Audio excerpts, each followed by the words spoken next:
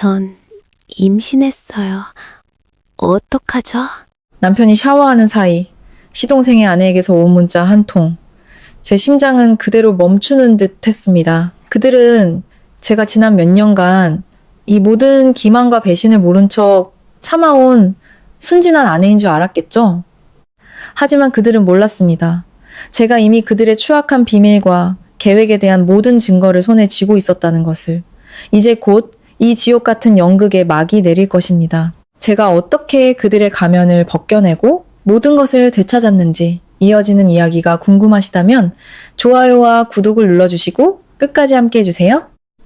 평안한 노년 채널을 찾아주신 구독자 여러분, 안녕하세요. 남편은 샤워 중이었고 시동생의 아내 동서에게서 문자가 왔습니다. 저 임신했어요. 어떡하죠? 저는 5초간 온몸이 굳었다가 이내 답장을 보냈습니다. 오빠네 집으로 와. 형수님 지금 집에 없어. 남편 민준의 휴대폰이 테이블 위에서 계속해서 진동했습니다. 짧지만 다급한 진동이 마치 누군가 애타게 답을 기다리는 것처럼 느껴졌습니다. 그때 저는 막 말린 빨래를 개고 있었습니다. 옷에 주름을 채 펴기도 전에 휴대폰 화면에서 뿜어져 나오는 불빛이 제 눈에 똑똑히 들어왔습니다. 발신인의 이름은 선명했습니다. 서지아, 제 동서였습니다. 저는 남편의 휴대폰을 함부로 보는 습관이 없습니다. 결혼 6년 내내 저는 사람이 무언가를 숨기려고 마음먹으면 온 집안을 뒤져도 찾을 수 없다고 믿어왔습니다. 하지만 어째서인지 이번에는 심장이 불길하게 요동쳤습니다. 나쁜 예감이 머릿속을 파고들었고 저는 가볍게 화면을 터치했습니다. 짧은 문자 한 줄이 나타났지만 그 내용은 제 온몸을 돌처럼 굳게 만들었습니다. 저 임신했어요.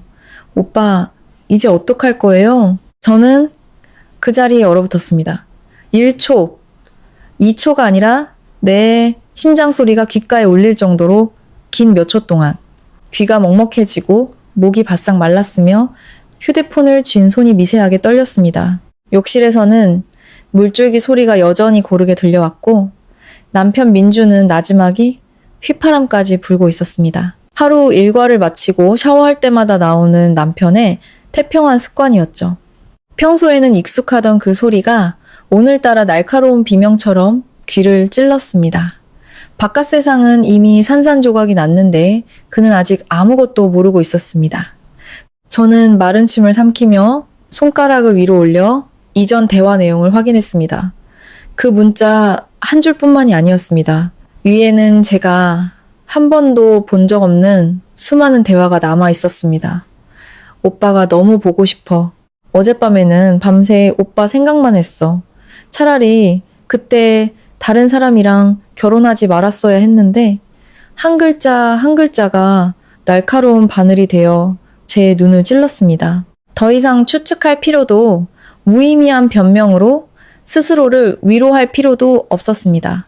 모든 것이 잔인할 정도로 명백했습니다. 저는 제가 울음을 터뜨릴 줄 알았습니다. 당장 욕실로 달려가 문을 거칠게 열고 모든 것을 따져 물을 줄 알았습니다. 하지만 아니었습니다. 저는 울지 않았고 소란을 피우지도 않았습니다. 어째서인지 그 순간 저는 무서울 정도로 침착해졌습니다. 모든 것을 잃고 바닥으로 떨어진 사람이 더 이상 잃을 것이 없음을 깨달았을 때의 그런 침착함이었습니다. 저는 저 임신했어요 라는 문자를 다시 한번 뚫어지게 쳐다본 후 천천히 한 글자씩 타이핑했습니다. 오빠네 집으로 와. 형수님 지금 집에 없어. 아주 천천히 오타 하나 없이 정확하게 입력했습니다. 전송 버튼 앞에서 몇 초간 멈췄다가 단호하게 눌렀습니다. 문자는 즉시 전송되었습니다. 심장은 다시 빠르게 뛰기 시작했지만 머리는 이상할 정도로 맑아졌습니다. 저는 변명을 듣고 싶지 않았습니다. 어설픈 추측도 하고 싶지 않았습니다. 저는 오직 제 두 눈으로 직접 진실을 확인하고 싶었습니다. 현장을 덮쳐 그들의 얼굴을 똑똑히 보고 싶었습니다. 휴대폰을 원래 있던 자리에 아무도 만지지 않은 것처럼 그대로 두었습니다. 모든 것이 제가 이 사실을 알기 전과 똑같아야 했습니다. 어떤 흔적도 남기지 않았습니다. 욕실의 물소리는 아직 멈추지 않았습니다. 민주는 여전히 자신만의 시간을 편안하게 즐기고 있겠죠. 불과 몇 분 뒤에 모든 것이 완전히 바뀔 거라는 사실은 꿈에도 모른 채 저는 자리에서 일어나 침실로 들어갔습니다. 옷장을 열어 얇은 가디건을 하나 꺼냈습니다. 손은 여전히 떨렸지만 행동 하나하나는 이상할 정도로 단호했습니다. 가방을 챙겨 욕실문 앞을 지나가는데 민준이 물었습니다. 어디가? 그의 목소리는 평소와 다름없이 편안하게 들렸습니다. 저는 최대한 자연스러운 목소리를 유지하며 대답했습니다. 밖에 뭐 좀 사러? 금방 올게. 그가 말했습니다. 조심해서 다녀와. 늘 하던 다정한 당부였습니다. 예전 같았으면 마음이 따뜻해졌을 테지만 지금은 그 말이 칼날처럼 차갑게 느껴졌습니다. 문을 열고 밖으로 나가 조용히 닫았습니다.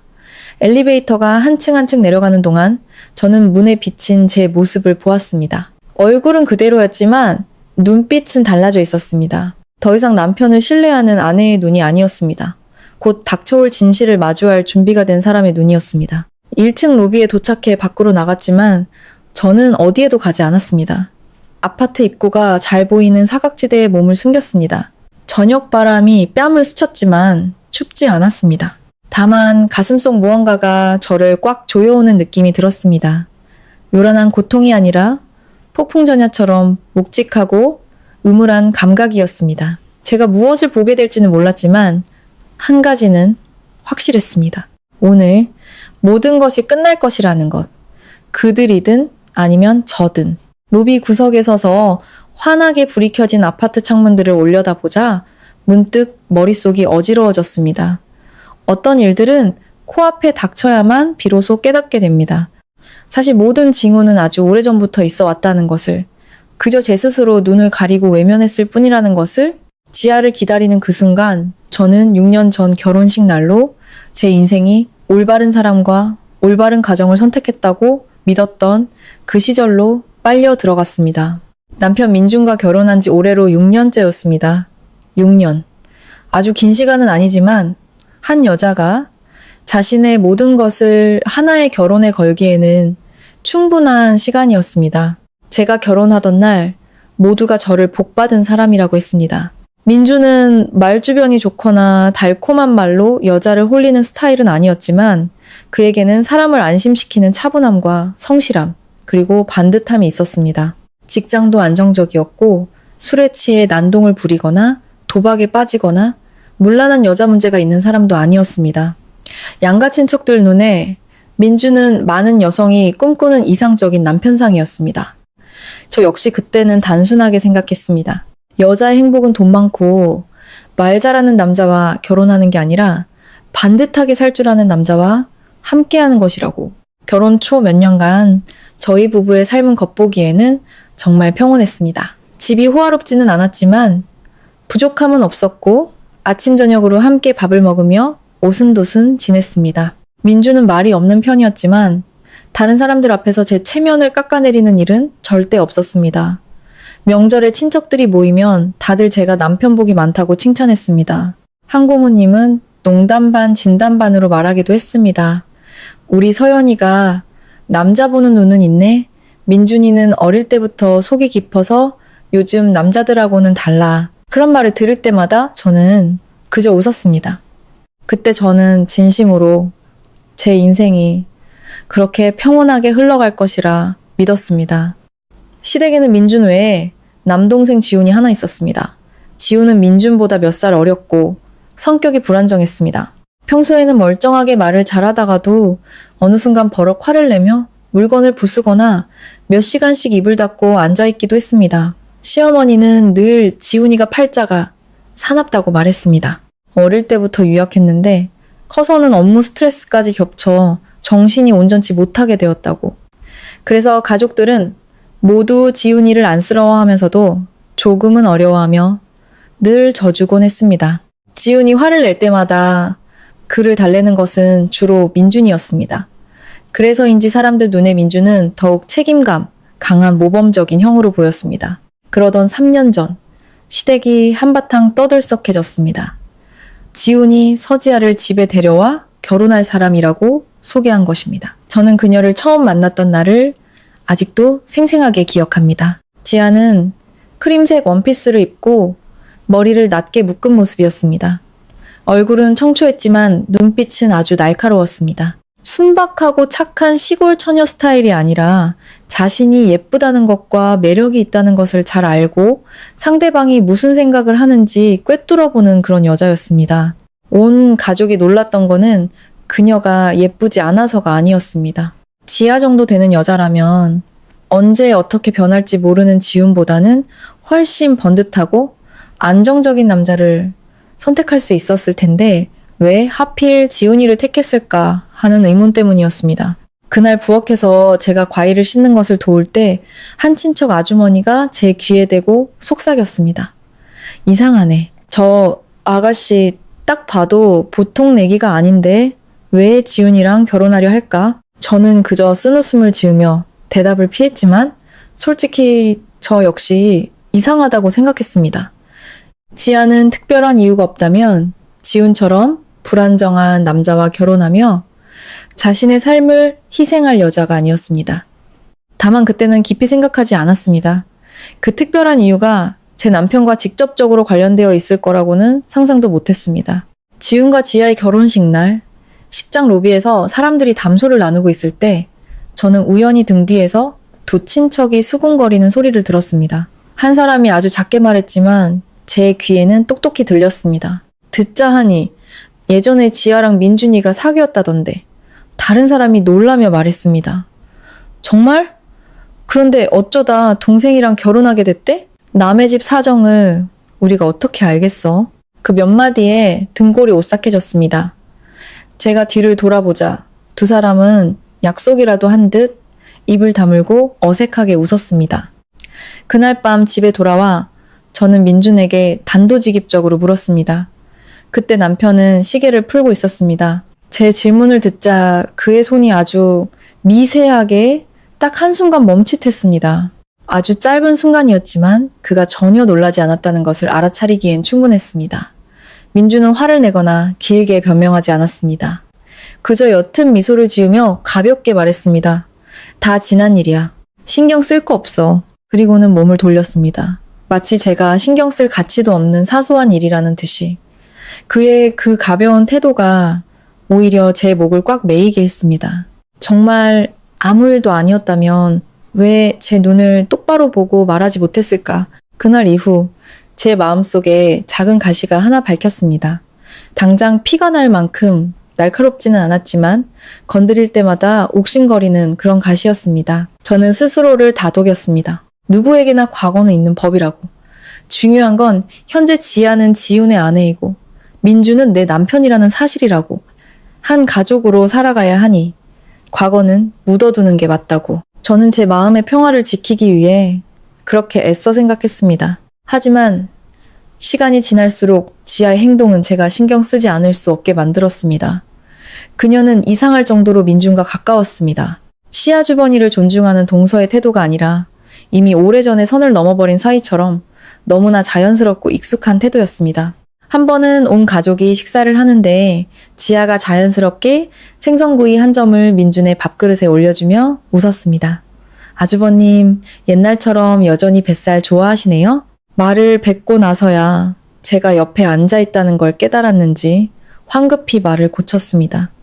아, 제 말은 예전에 어머님께 그렇게 들었다는 뜻이에요. 다른 사람들은 그냥 넘어갔을지 몰라도 저는 아니었습니다. 무심코 뱉은 한마디가 때로는 100마디 변명보다 더 진실될 때가 있습니다. 또 한 번은 두 사람이 베란다에서 이야기하는 것을 목격한 적이 있습니다. 그들은 웃지도 신체 접촉을 하지도 않았습니다. 그저 말없이 서로를 바라보고 서 있었습니다. 하지만 바로 그 침묵이 저를 더 불편하게 만들었습니다. 그건 시아 주버니와 재수 씨 사이의 눈빛이 아니었습니다. 아무 말 하지 않아도 보는 사람이 무언가 다르다고 느낄 만큼 깊고 무거운 과거를 공유한 두 사람의 눈빛이었습니다. 제가 다가가자 지아가 먼저 몸을 돌렸고 민주는 굳은 얼굴로 제게 물었습니다. 또 무슨 생각하는 거야? 저는 두 사람 사이가 평범해 보이지 않는다고 말했습니다. 그는 즉시 제 말을 잘랐습니다. 당신 너무 예민해. 일 크게 만들지 마. 그 말은 이후로도 수없이 반복되었습니다. 제가 불안해할 때마다 그는 제가 예민하다고 했고, 제가 캐물을 때마다 그는 이를 크게 만들지 말라고 했습니다. 점점 저는 제 자신을 의심하기 시작했습니다. 정말 내가 의심이 많은 걸까? 너무 좋은 남편을 둬서 스스로 불행을 만들어내는 걸까? 저는 그 메비우스의 띠 안에서 오랫동안 헤맸습니다. 오늘 밤 그 문자 메시지가 제 눈앞에 나타나기 전까지, 그리고 제가 그동안 애써 부정해왔던 모든 것들이 비로소 하나의 선명한 형태로 드러났습니다. 더 이상 물러설 곳은 없었습니다. 그날 밤 이후 제 마음속 가시는 더 이상 조용히 밝혀있지 않았습니다. 매일 조금씩 점점 더 선명하게, 더는 모른 척 할 수 없을 만큼 저를 찔러왔습니다. 저는 여전히 출근하고 밥을 짓고 평범한 아내처럼 생활했지만 마음은 이미 달라져 있었습니다. 더 이상 지아를 단순한 동서로 볼 수 없었고, 민준을 절대적인 신뢰로 바라볼 수도 없었습니다. 일단 의심이 시작되니 잊으려 할수록 모든 곳에서 그 흔적이 보였습니다. 지아는 점점 더 자주 저희 집에 드나들기 시작했습니다. 이유는 언제나 그럴듯했습니다. 지훈이 화를 내며 집안 물건을 부쉈다거나, 그가 말없이 집을 나가 연락이 두절되었다거나, 혹은 한밤중에 흐느끼는 목소리로 전화를 걸어 아주버님, 저 좀 도와주세요. 너무 무서워요. 라고 말하는 시기였습니다. 그럴 때마다 민준이 집에 있으면 그는 거의 즉시 자리에서 일어났습니다. 어떤 날은 제가 묻기도 전에 외투를 걸치며 신발을 신으며 짧게 말했습니다. 지훈이가 또 그런가 봐? 잠깐 가볼게. 처음에는 형제 간의 우애라고 생각하려 애썼습니다. 하지만 곧 어떤 일들은 그렇게까지 발벗고 나설 필요가 없다는 것을 깨달았습니다. 한 번은 밤 9시가 넘은 시간이었습니다. 지아가 또 찾아왔습니다. 다급한 사람처럼 문을 두드리는 대신 조용히 초인종을 누르고는 나지막이 불렀습니다. 아주버님, 계세요? 그때 저는 부엌에 있었습니다. 그녀의 목소리를 듣고 나가보니 얇은 실내복 차림에 머리를 대충 묶은 그녀가 서 있었습니다. 얼굴은 창백했지만 눈빛은 전혀 겁에 질린 사람 같지 않았습니다. 민주는 그녀를 보자마자 안으로 끌어당기며 작게 물었습니다. 지훈이가 또 왜 그래? 지아는 제 앞에서는 대답하지 않고 저를 힐끗 쳐다본 뒤 고개를 숙였습니다. 아주 짧은 시선이었지만 저를 불쾌하게 만들기엔 충분했습니다. 그 후 민주는 그녀를 서재로 데리고 들어가 문을 닫았습니다. 저는 거실에 서서 두 사람이 안에서 나누는 대화를 들었습니다. 크지는 않았지만 들리지 않을 만큼 작지도 않았습니다. 이상한 점은 제 앞에서는 늘 조심스럽던 지아의 목소리가 민준과 단둘이 있을 때는 완전히 달라진다는 것이었습니다. 더 낮고 더 부드럽고 도움을 청하는 사람이라기보다는 어리광을 부리는 사람처럼 들렸습니다. 그런 일은 한두 번이 아니었습니다. 어떤 저녁에는 지아가 와서 1시간이 넘게 머물다 갔습니다. 두 사람은 서재에서 단둘이 이야기를 나눴습니다. 문은 살짝 열려 있거나 어떤 날은 완전히 닫혀 있었습니다. 제가 그 앞을 지나갈 때마다 마음속에서는 불쾌함과 굴욕감이 뒤섞여 끌어올랐습니다. 마치 제 집에서 제가 이방인이 된 기분이었습니다. 한 번은 물을 가져다 준다는 핑계로 문을 열고 들어간 적이 있습니다. 제가 나타나자마자 두 사람은 대화를 멈췄고 방 안의 공기는 어색하게 굳어버렸습니다. 민주는 서류를 보는 척하며 책상으로 고개를 돌렸고 지아는 무릎에 두 손을 가지런히 올린 채 해서는 안 될 말을 한 사람처럼 입을 꾹 다물고 앉아 있었습니다. 그때 저는 물잔을 내려놓고 지아를 똑바로 쳐다봤습니다. 그녀는 고개를 들어 아주 옅게 웃으며 솜사탕처럼 부드러운 목소리로 말했습니다. 형님, 오해하지 마세요. 전 그냥 아주버님을 친오빠처럼 생각해서 그래요. 여기서 제가 기댈 곳은 아주버님밖에 없잖아요. 말은 아주 예의 바르고 사려 깊었지만 어째서인지 저는 등골이 서늘해졌습니다. 어떤 사람들은 죄가 없을수록 그들의 눈빛이 더 많은 것을 고발합니다. 지아는 제게 오해하지 말라고 했지만 그녀가 민준을 보는 눈빛은 전혀 순수하지 않았습니다. 그건 기대는 것에 익숙하고 시험하는 것에 익숙하며 심지어 남의 자리에 한 발을 걸치는 것에도 익숙한 사람의 눈빛이었습니다. 그때부터 저는 남편을 더 유심히 살피기 시작했습니다. 예전에 민주는 휴대폰을 몸에 지니고 다니는 사람이 아니었습니다. 식탁이나 소파에 그냥 두었고, 심지어 샤워하러 갈 때도 밖에 두고 갔습니다. 하지만 어느 순간부터 그는 완전히 변했습니다.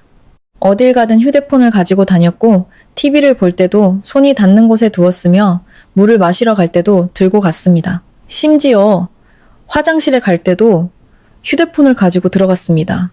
문자가 올 때마다 그는 재빨리 확인하고는 화면을 뒤집어 놓았습니다. 한동안은 휴대폰 비밀번호를 계속 바꾸기도 했습니다. 제가 시간을 보려고 무심코 그의 휴대폰을 들면 그는 바로 돌아보며 물었습니다. 필요한 거 있으면 나한테 말해. 내 휴대폰은 만지지 말고. 말 자체는 평범했지만 그의 말투는 저를 마치 외부인처럼 느끼게 했습니다. 휴대폰 때문이 아니라 그 경계심 때문이었습니다. 떳떳하지 못한 것이 없는 사람은 그렇게까지 필사적으로 비밀을 지키려 하지 않습니다. 저는 소란을 피우지 않고 그저 조용히 관찰했습니다. 그리고 그 침묵 덕분에 더 많은 것들을 보게 되었습니다. 어느 날 밤 자고 있는데 그의 휴대폰이 아주 작게 딱 한 번 진동했습니다. 하지만 민주는 마치 전기에 감전된 것처럼 벌떡 일어났습니다. 그는 거의 반사적으로 휴대폰을 낚아채더니 저에게 등을 돌렸습니다. 제가 누가 이 시간에 문자 보내? 라고 묻자 그는 퉁명스럽게 대답했습니다. 업무 문자야. 업무라고 했지만 그의 목소리는 전혀 안정적이지 않았습니다. 그의 어깨가 긴장으로 굳어지고 휴대폰을 쥔 손에 힘이 들어가는 것이 보였습니다. 화면에서 새어나온 희미한 푸른빛이 그의 얼굴을 비쳤습니다. 내용을 보지 않아도 그 문자가 평범하지 않다는 것을 알 수 있었습니다. 정말 업무 문자였다면 현장에서 들킨 도둑처럼 그렇게 놀랄 필요는 없었을 겁니다. 그때부터 제 의심은 더 이상 막연한 감정이 아니었습니다. 저는 집안의 돈 문제에 신경 쓰기 시작했습니다. 저희 부부의 통장은 원래 각자 관리했지만 큰 지출에 대해서는 서로 알고 있었습니다. 저는 남편의 돈 씀씀이를 일일이 간섭하는 아내가 아니었고 그의 개인적인 재정 상태를 캐묻는 습관도 없었습니다. 하지만 점점 남편이 돈이 부족하다는 핑계를 대는 일이 잦아졌습니다. 어떤 때는 사업상 급전이 필요하다고 했고 어떤 때는 지인에게 돈을 빌려줬다고 했습니다. 한 번은 월말에 보험료 납부를 위해 계좌 이체 내역을 확인하다가 특정 이름이 여러 번 나타나는 것을 발견했습니다. 서지야 한 번이 아니라 여러 번이었습니다. 200만 원, 500만 원, 어떤 때는 1000만 원까지. 이체 간격은 멀지 않았고 모두 단순한 용돈이라고 보기에는 큰 금액들이었습니다. 저는 화면을 오랫동안 멍하니 쳐다봤습니다. 머리는 차가워지고 속은 텅 비어버린 기분이었습니다. 그날 저녁, 저는 민준이 식사를 마칠 때까지 기다렸다가 물었습니다. 아주 차분하게. 왜 지아에게 그렇게 큰 돈을 계속 보내주는지, 그녀가 무슨 일이 있기에 계속 형님에게 손을 벌리는지 물었습니다. 물을 마시던 민주는 그대로 멈칫하더니 컵을 테이블에 세게 내려놓았습니다. 그는 즉시 언성을 높였습니다. 지아가 재수씨인데 어렵다니까 도와준 거지. 당신 그렇게 쫌스럽게 굴지 좀 마. 저는 할 말을 잃었습니다. 돈 때문이 아니었습니다. 제가 아까워서도 아니었습니다. 저를 향해 소리치며 그녀를 감싸는 그의 태도 때문이었습니다.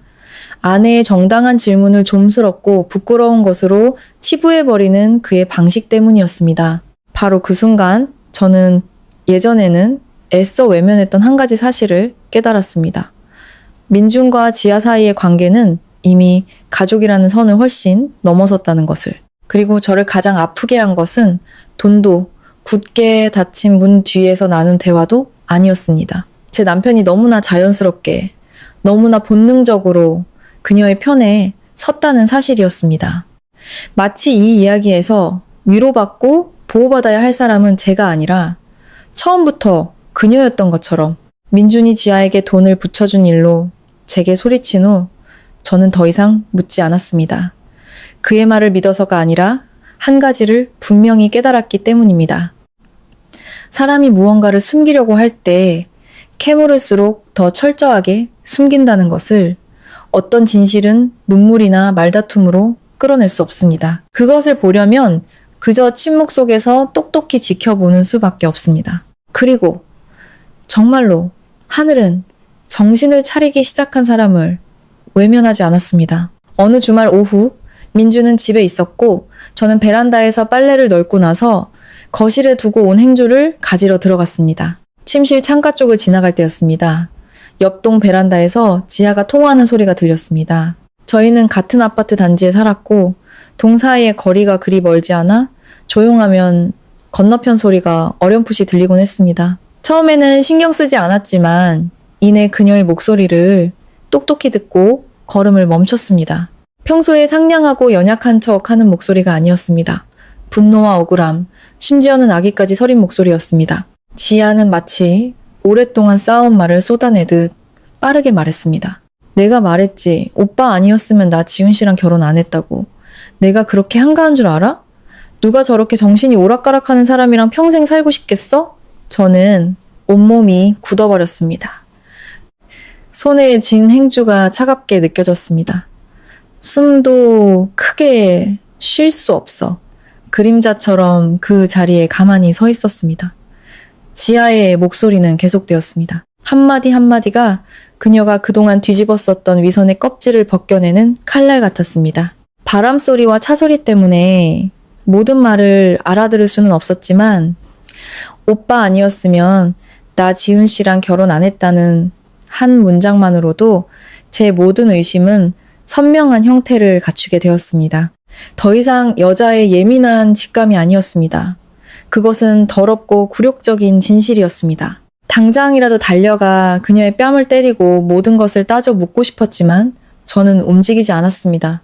아마 그동안 너무 많은 것을 억눌러 왔기 때문일 겁니다. 미쳐 날뛰는 대신 머리가 이상할 정도로 차가워졌습니다. 바로 그때 저는 더 이상 이 모호함 속에서 살 수 없다는 것을 깨달았습니다.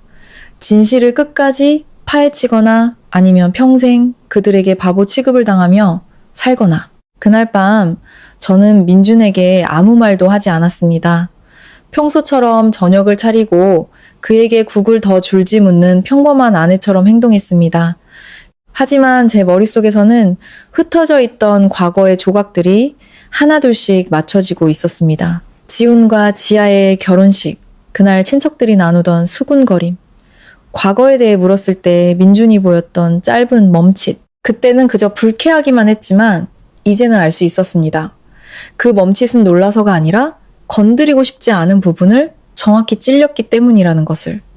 저는 조용히 아무도 모르게 남편의 과거를 다시 파헤치기 시작했습니다. 시댁 쪽 사촌 언니에게 전화를 걸어 옛날 이야기를 하는 척하며 민준의 총각 시절 이야기를 넌지시 꺼냈습니다. 언니는 처음에는 말을 돌리려 했지만 몇 마디 나누다 결국 털어놓았습니다. 민준이 저와 결혼하기 전에 한 여자를 아주 깊이 사랑했고 온 가족이 결혼할 거라고 생각할 정도였는데 갑자기 헤어졌다는 것이었습니다. 제가 그 여자가 누구냐고 묻자 수화기 너머에서 몇 초간 침묵이 흐른 뒤 아주 작은 목소리로 대답이 돌아왔습니다. 지아지, 누구겠어? 마음속으로는 이미 짐작하고 있었지만 다른 사람의 입을 통해 직접 확인하니 온몸에 찬물을 뒤집어 쓴 기분이었습니다. 제가 그토록 부정하려 했던 것이 사실이었습니다. 단순히 아는 사이도 호감이 있었던 사이도 아니었습니다. 서로 사랑했고 온 가족이 알 정도로 깊었던 사이였습니다. 그 통화가 끝난 후 저는 오랫동안 망연자실해 있었습니다. 눈앞의 선풍기는 여전히 돌아가고 부엌의 찌개는 아직 따뜻했습니다. 집안의 모든 것은 아무 일도 없었던 것처럼 평온했지만 제 마음은 더 이상 평온할 수 없었습니다. 그때부터 저는 모든 것을 다른 시선으로 보기 시작했고 보면 볼수록 소름이 끼쳤습니다. 지아는 지훈을 사랑해서 혹은 운명을 받아들여서 그와 결혼한 게 아니었습니다. 그녀는 이 가족 안에 머물기 위해 자신이 노리는 남자가 있는 바로 그 집에 발을 들이기 위해 지훈과 결혼한 것이었습니다. 그녀가 가까이 있고 싶었던 사람은 자신의 남편이 아니라 바로 민준이었습니다. 그 생각에 온몸에 닭살이 돋았습니다. 자신이 사랑했던 남자의 동생과 결혼해서 매일 얼굴을 보고 기회를 엿보며 그의 삶에 끼어들 방법을 찾는 여자라면 그 감정은 더 이상 사랑이 아니었습니다. 그것은 집착이고 소유욕이며 끈질기고 더러운 계략이었습니다. 하지만 저를 더 절망하게 한 것은 민준이 그 관계를 끊어내지 않았다는 사실입니다. 그가 단호했다면, 정말 자신의 가정을 지키고 싶었다면 지아 혼자서 그렇게 오랫동안 연극을 할 수는 없었을 겁니다.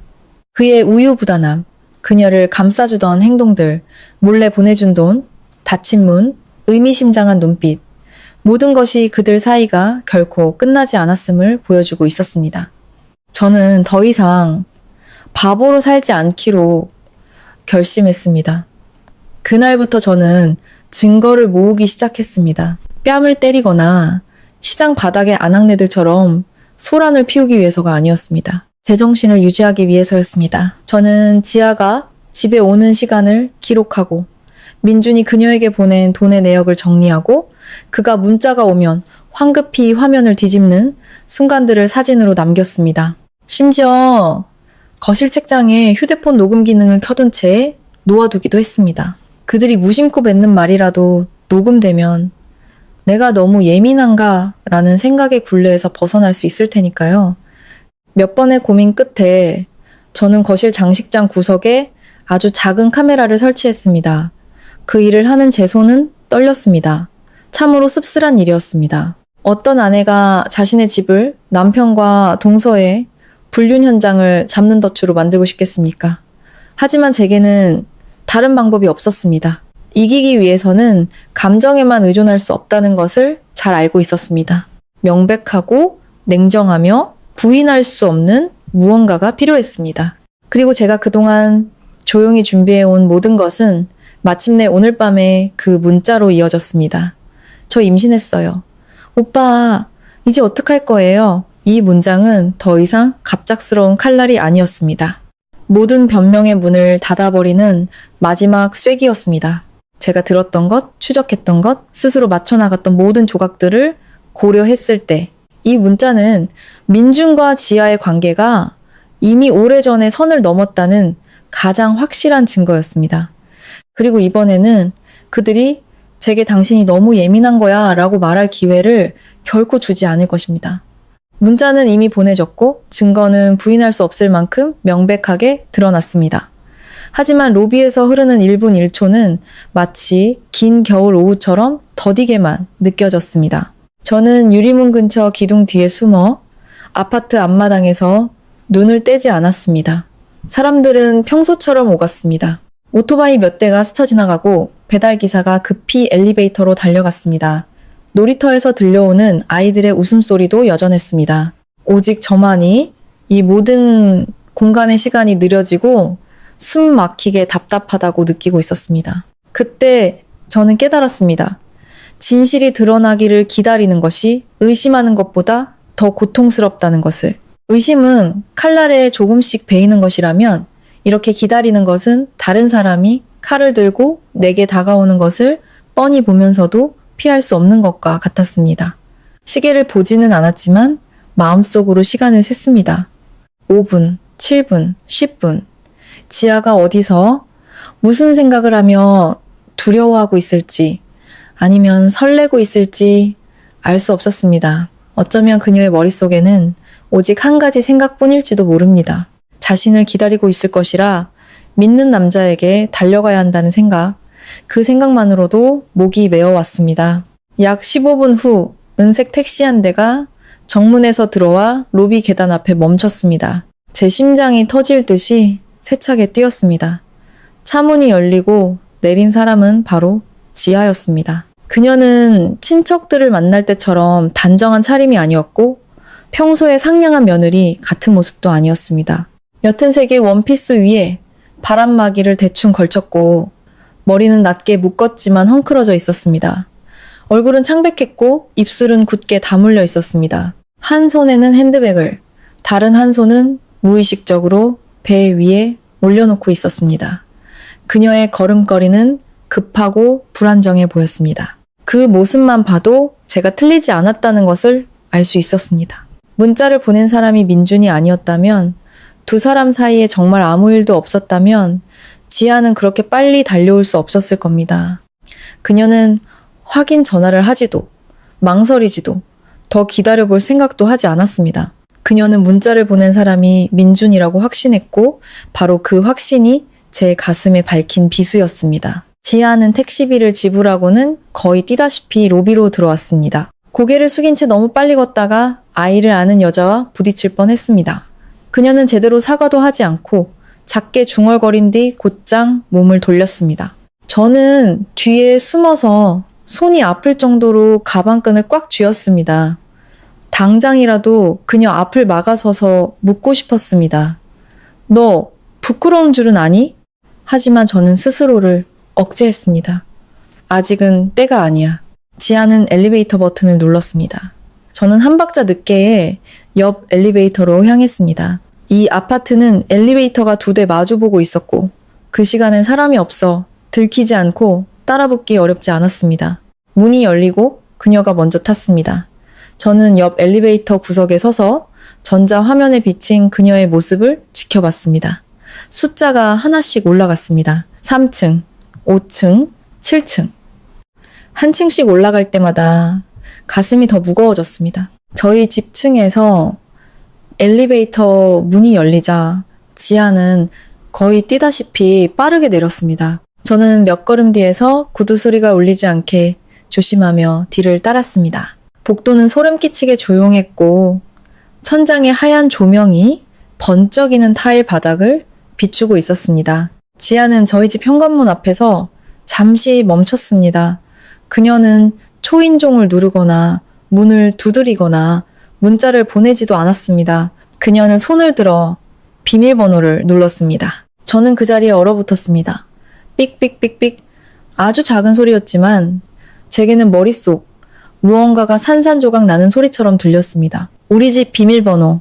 이 집은 시댁도 온 가족이 함께 사는 집도 아닌 저희 부부만의 사적인 공간이었습니다. 그런데 지아가 조금의 망설임도 없이 너무나 익숙하게 비밀번호를 누르고 문을 열었습니다.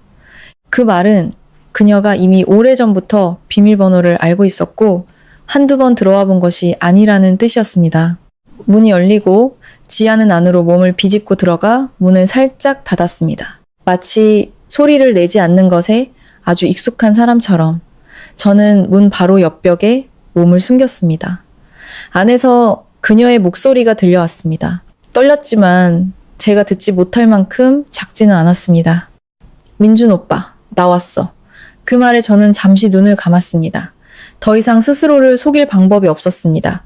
당신이 예민한 거야 라는 그 어떤 말도 그들을 구할 수 없었습니다. 모든 것이 잔인할 정도로 벌거벗겨졌습니다.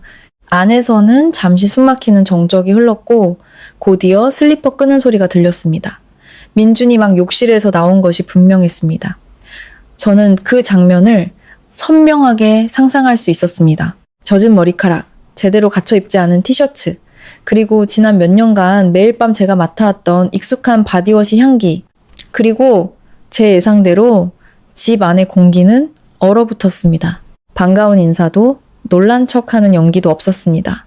아주 짧지만 밖에 서 있는 저조차도 느낄 수 있을 만큼 숨막히는 침묵이 흘렀습니다. 저는 그들을 볼 수 없었지만 두 사람이 서로를 마주보고 있다는 것을 알았습니다. 말없이도 모든 것을 이해하는 눈빛, 너무나 익숙해서 한 사람이 예고 없이 나타나면 다른 한 사람은 그 이유를 즉시 알아차리는 그런 눈빛.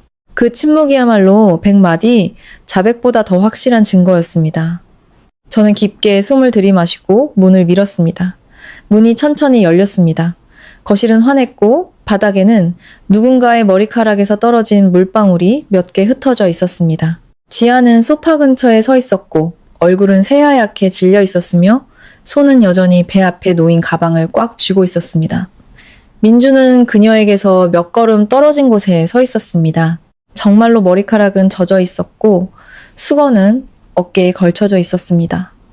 두 사람은 동시에 저를 돌아봤습니다. 저는 안으로 들어가 가방을 의자에 내려놓고 그 두 사람을 똑바로 쳐다봤습니다.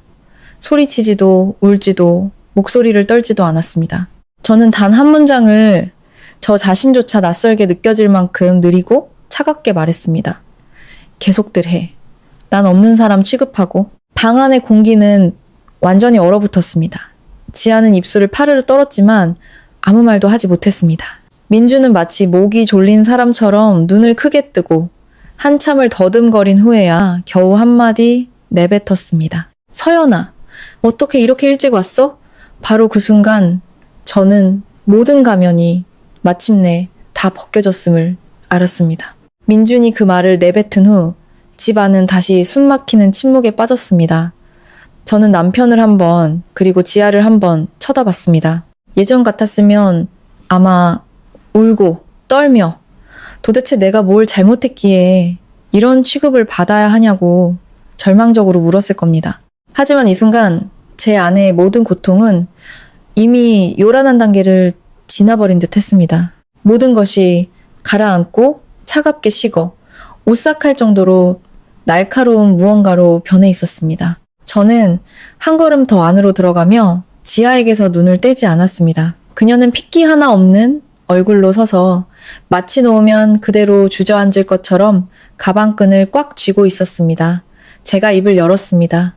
한 글자 한 글자 돌처럼 단단하게 말해봐. 그 뱃속의 아이 누구 아이야? 지아는 입술을 달싹이며 눈을 계속 깜빡였습니다.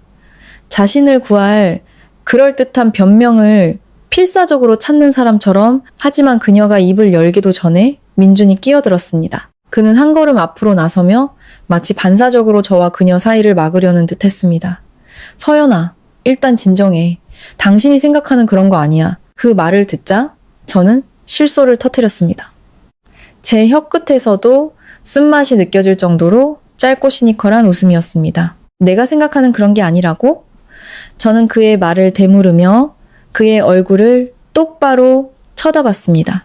그럼 지금 두 사람이 우리 집에 서서 조금 전에는 내 이름도 아니고 오빠라고 부르면서 노크도 없이 초인종도 없이 비밀번호 누르고 제 집처럼 들어온 건 뭔데?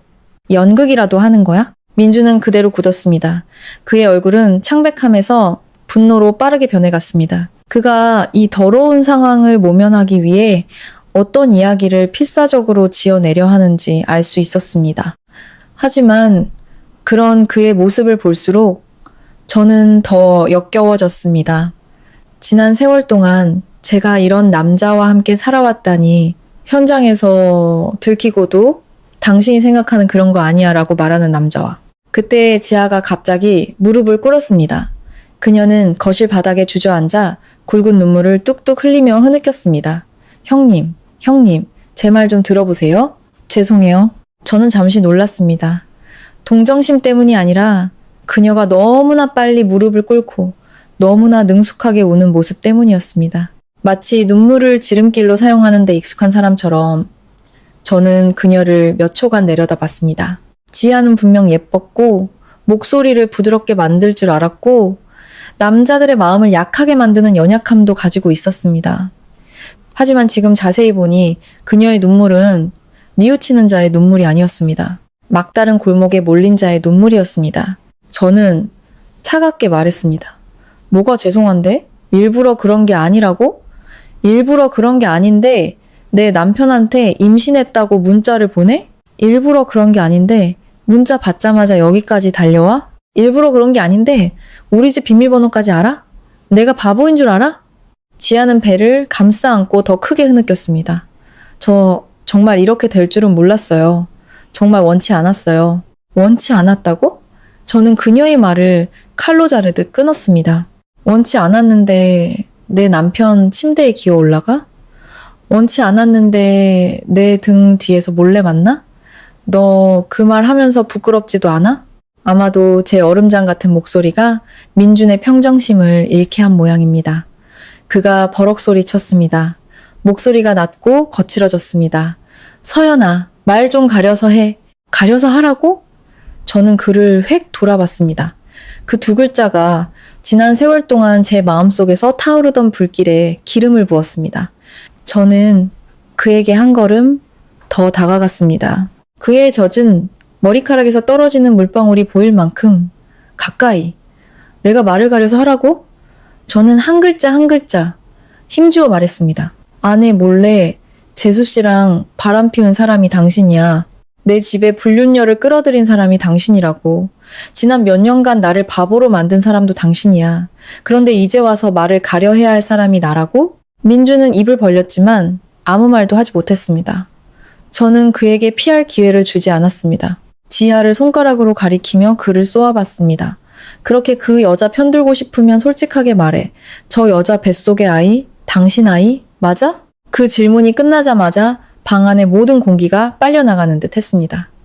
지아는 고개를 번쩍 들었고 민주는 그 자리에 못 박힌 듯 서 있었습니다. 그의 눈이 세차게 한번 깜빡이더니 제 시선을 피하며 고개를 돌렸습니다. 아주 짧은 순간이었지만 그 회피는 그 어떤 자백보다도 더 확실한 대답이었습니다. 그가 떳떳했다면 미친 듯이 화를 내고 부인하고 책상을 치며 제게 막말을 퍼부었을 겁니다. 하지만 그는 침묵했습니다. 비겁하고 더러우며 죄책감으로 가득 찬 침묵이었습니다. 머리가 핑 돌았지만 마음은 얼음장처럼 차가워졌습니다.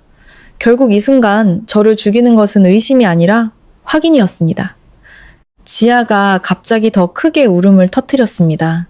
몸을 웅크리고 한 손으로는 배를, 다른 한 손으로는 바닥을 짚었습니다. 저는 이렇게 되길 원치 않았어요. 정말이에요. 그녀는 흐느끼며 떨리고 다급한 목소리로 말했습니다. 하지만 전 오빠를 포기할 수가 없었어요. 저는 숨을 멈췄습니다. 오빠를 포기할 수가 없었어요. 그 한마디가 화난 것일 제 남편의 몸에 남은 바디워시 향기, 제가 목격하고 있는 이 뻔뻔한 장면 속에서 울려 퍼졌습니다. 그리고 그것이 모든 것을 증명했습니다. DNA 검사도 더 이상의 문자도 필요 없었습니다. 그 한마디만으로도 두 사람의 관계는 완전히 발가벗겨졌습니다. 저는 지아를 그리고 민준을 보았습니다. 한 명은 내 발밑에 무릎 꿇고 피해자인 척 울고 있었고 다른 한 명은 내 바로 앞에 서서 등은 꼿꼿했지만 눈빛은 이미 혼란스러웠습니다. 갑자기 헛웃음이 나왔습니다. 제 6년의 결혼 생활은 결국 지금 이 거실에 서 있는 바로 이 두 사람에 의해 산산조각이 나버린 것이었습니다. 한 명은 옛 애인 곁에 머물기 위해 그의 동생과 결혼하는 뻔뻔한 여자. 다른 한 명은 불륜을 저지르고도 매일 좋은 남편인 척 연기하는 비겁한 남자. 저는 아주 천천히 숨을 들이마신 후 나지막하지만 두 사람이 동시에 흠칫할 정도로 차가운 한마디를 내뱉었습니다. 드디어 내가 얼마나 바보였는지 깨닫게 해주는구나. 제가 그 말을 끝내기가 무섭게 현관문 밖에서 쾅 하는 소리가 들렸습니다. 노크가 아니라 거의 문을 밀치고 들어오는 듯한 난폭한 소리였습니다. 저와 민준, 지아 모두 놀라 돌아봤습니다. 그리고 다음 순간 지훈이 문 앞에 서 있었습니다. 얼굴은 시뻘겋게 달아올라 있었고 눈은 충혈되었으며 마치 오랫동안 억눌러온 분노와 증오를 모두 터뜨리며 여기까지 달려온 사람처럼 숨을 몰아쉬고 있었습니다. 지아는 남편을 보자마자 얼굴이 더욱 새하얗게 질렸습니다. 그녀는 반사적으로 반걸음 뒤로 물러서며 배를 더 꽉 감싸 안았습니다. 민주는 그대로 얼어붙었고 그의 얼굴에 떠오른 당혹감은 더 이상 숨길 수 없었습니다. 저는 지훈이 어째서 이 타이밍에 나타났는지 이해하기도 전에 그가 이를 갈며 말했습니다. 한 글자 한 글자 지씹듯 뱉어냈습니다. 내가 다 알고 있었어? 두 사람 나를 영원히 속일 수 있을 줄 알았어? 그 한마디는 팽팽하게 부풀어 오른 수면에 던져진 돌멩이처럼 방 안의 모든 것을 뒤흔들었습니다. 단순히 지훈이 나타났기 때문이 아니었습니다. 지금 그의 말투는 지난 몇 년간 시댁 식구들이 그를 묘사할 때 쓰던 불안정하고 어수룩한 모습과는 완전히 달랐기 때문입니다. 멍한 눈빛도 어리석음도 의미 없는 더듬거림도 없었습니다. 제 앞에 서 있는 것은 소름 끼치도록 제정신인 지훈이었습니다. 민준이 가장 먼저 반응했지만 그의 반응은 동생의 등장에 대한 기쁨이나 평범한 놀라움이 아니었습니다. 그는 얼굴이 새하얗게 질려 목소리마저 갈라졌습니다. 지훈아, 네가 여긴 어쩐 일이야? 지훈이 비웃었습니다. 짧고 건조하며 조롱으로 가득 찬 웃음이었습니다. 그는 안으로 몇 걸음 더 들어왔습니다. 등 뒤에 문이 딸깍하는 작은 소리를 내며 닫혔습니다. 그 소리는 마치 방 안에 남은 세 사람의 모든 퇴로를 차단하는 빗장 소리처럼 들렸습니다.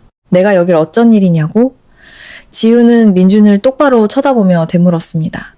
두 사람이 이 역겨운 연극을 언제까지 하나 보러 왔지. 지아가 흐느끼며 한 걸음 앞으로 나섰습니다.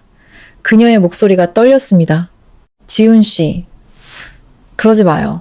내 말 좀 들어봐요. 하지만 지훈은 아내를 쳐다보지도 않았습니다. 그의 시선은 오직 민준에게 고정되어 있었습니다. 마치 눈앞의 남자가 더 이상 자신의 형이 아니라 불구대천의 원수인 것처럼. 그리고 갑자기 지훈은 서류 봉투에서 반으로 접힌 종이, 뭉치를 꺼내 탁자 위로 세게 던졌습니다. 종이가 펼쳐지며 유리 테이블 위를 미끄러져 제 바로 앞에서 멈췄습니다. 저는 반사적으로 고개를 숙여 종이를 보았습니다. 맨 위에는 한 산부인과의 이름이 굵게 인쇄되어 있었습니다. 그 아래로는 검체 정보, 임신 주수, 차트 번호 등이 적혀 있었습니다. 그리고 결론 부분에서 제 눈은 마치 제 머리를 산산조각 낼 것 같은 숫자에 오랫동안 머물렀습니다. 친자관계 확률 99.98%. 그 순간 제가 숨을 쉬었는지 기억나지 않습니다. 다만 온몸이 얼어붙는 것 같았습니다. 마음속으로는 이미 알고 있었고, 보았고, 들었고, 그 더러운 조각들을 모두 맞춰 놓았지만 그것이 하얀 종이 위에 검은 잉크로 감정 없는 냉정한 결론으로 눈앞에 나타나자 마치 누군가 망치로 제 가슴을 내리치는 것 같았습니다. 아이는 정말로 민준의 아이였습니다. 더 이상 의심이나 부부싸움의 문제가 아니었습니다. 손으로 만질 수 있는 진실이었습니다. 민준이 달려들며 얼굴이 일그러졌습니다. 누가 너더러 이딴 짓을 하래? 그는 당황과 분노가 섞인 목소리로 소리쳤습니다. 검체는 어디서 구했어? 누가 시킨 거야? 지호는 형을 보며 입꼬리를 올렸습니다. 비통하면서도 고통스러운 미소였습니다. 내가 진짜 바보인 줄 알았어? 지훈은 소름 끼치도록 또박또박 말했습니다. 내가 몇 번 발작했다고. 평생 당신들 손에 놀아나는 정신병자로 살 줄 알았냐고. 당신들이 언제까지 연극 하나 보려고 내가 미친 척 해준 거야. 지아는 모든 기운이 빠진 듯 소파에 주저앉아 눈물을 펑펑 쏟았습니다. 아니에요, 지훈 씨. 그렇게 말하지 마요. 그녀는 더듬거리다 갑자기 벌떡 일어나 남편에게 달려갔습니다.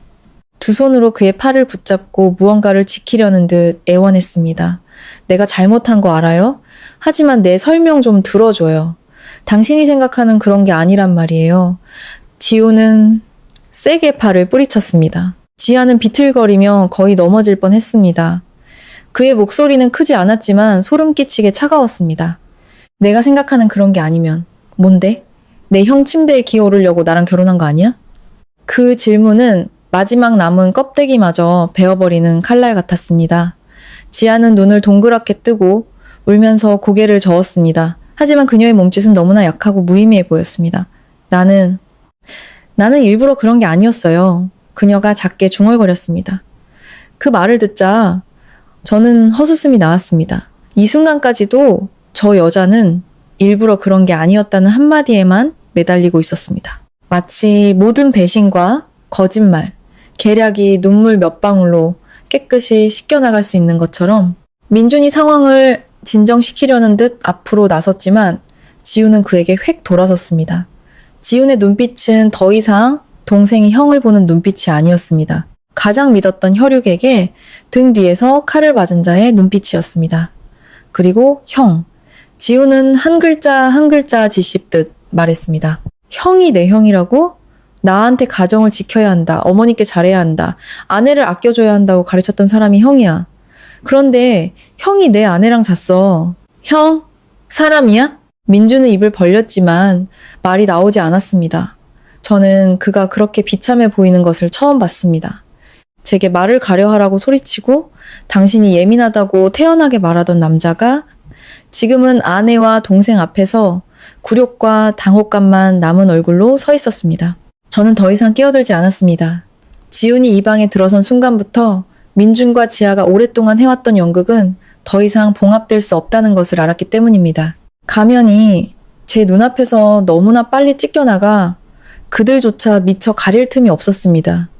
그리고 이 혼란 속에서 저는 한 가지를 분명히 깨달았습니다.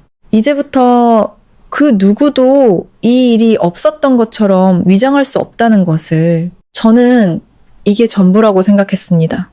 남편의 배신, 시아 주버니의 아이를 임신한 동서, 아내를 감시하기 위해 미친 척 연기한 동생. 이 사실만으로도 한 가정을 송두리째 무너뜨리기에 충분히 더럽고 추악했습니다. 하지만 아니었습니다. 지우는 여전히 충혈된 눈으로 소름 끼치게 냉정한 목소리로 저를 돌아봤습니다.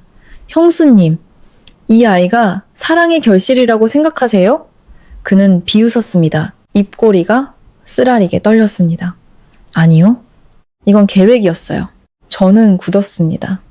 저뿐만이 아니었습니다. 민준조차 놀라 동생을 쳐다봤고 지아는 얼굴이 눈에 띄게 창백해졌습니다. 그녀는 한 걸음 앞으로 나서며 목소리가 갈라졌습니다. 지훈 씨, 그만해. 하지만 지훈은 멈추지 않았습니다. 아마 그동안 억눌러왔던 모든 억울함과 굴욕이 더 이상 그 누구의 체면도 지켜주고 싶지 않게 만들었을 겁니다. 그는 지아를 뚫어지게 쳐다보며 한 글자 한 글자 납덩이처럼 무겁게 내뱉었습니다. 겁나? 왜? 계속 말하게 놔두지 그래? 아니면 형수님이 모든 걸 알게 되면 당신과 우리 형의 계획이 다 망가질까봐 그래? 등골이 오싹해졌습니다. 계획. 그제야 저는 배신의 고통 속에서도 제가 여전히 너무 순진했다는 것을 깨달았습니다. 저는 그저 지나간 사랑, 육체적 관계, 은밀한 만남만을 생각했습니다.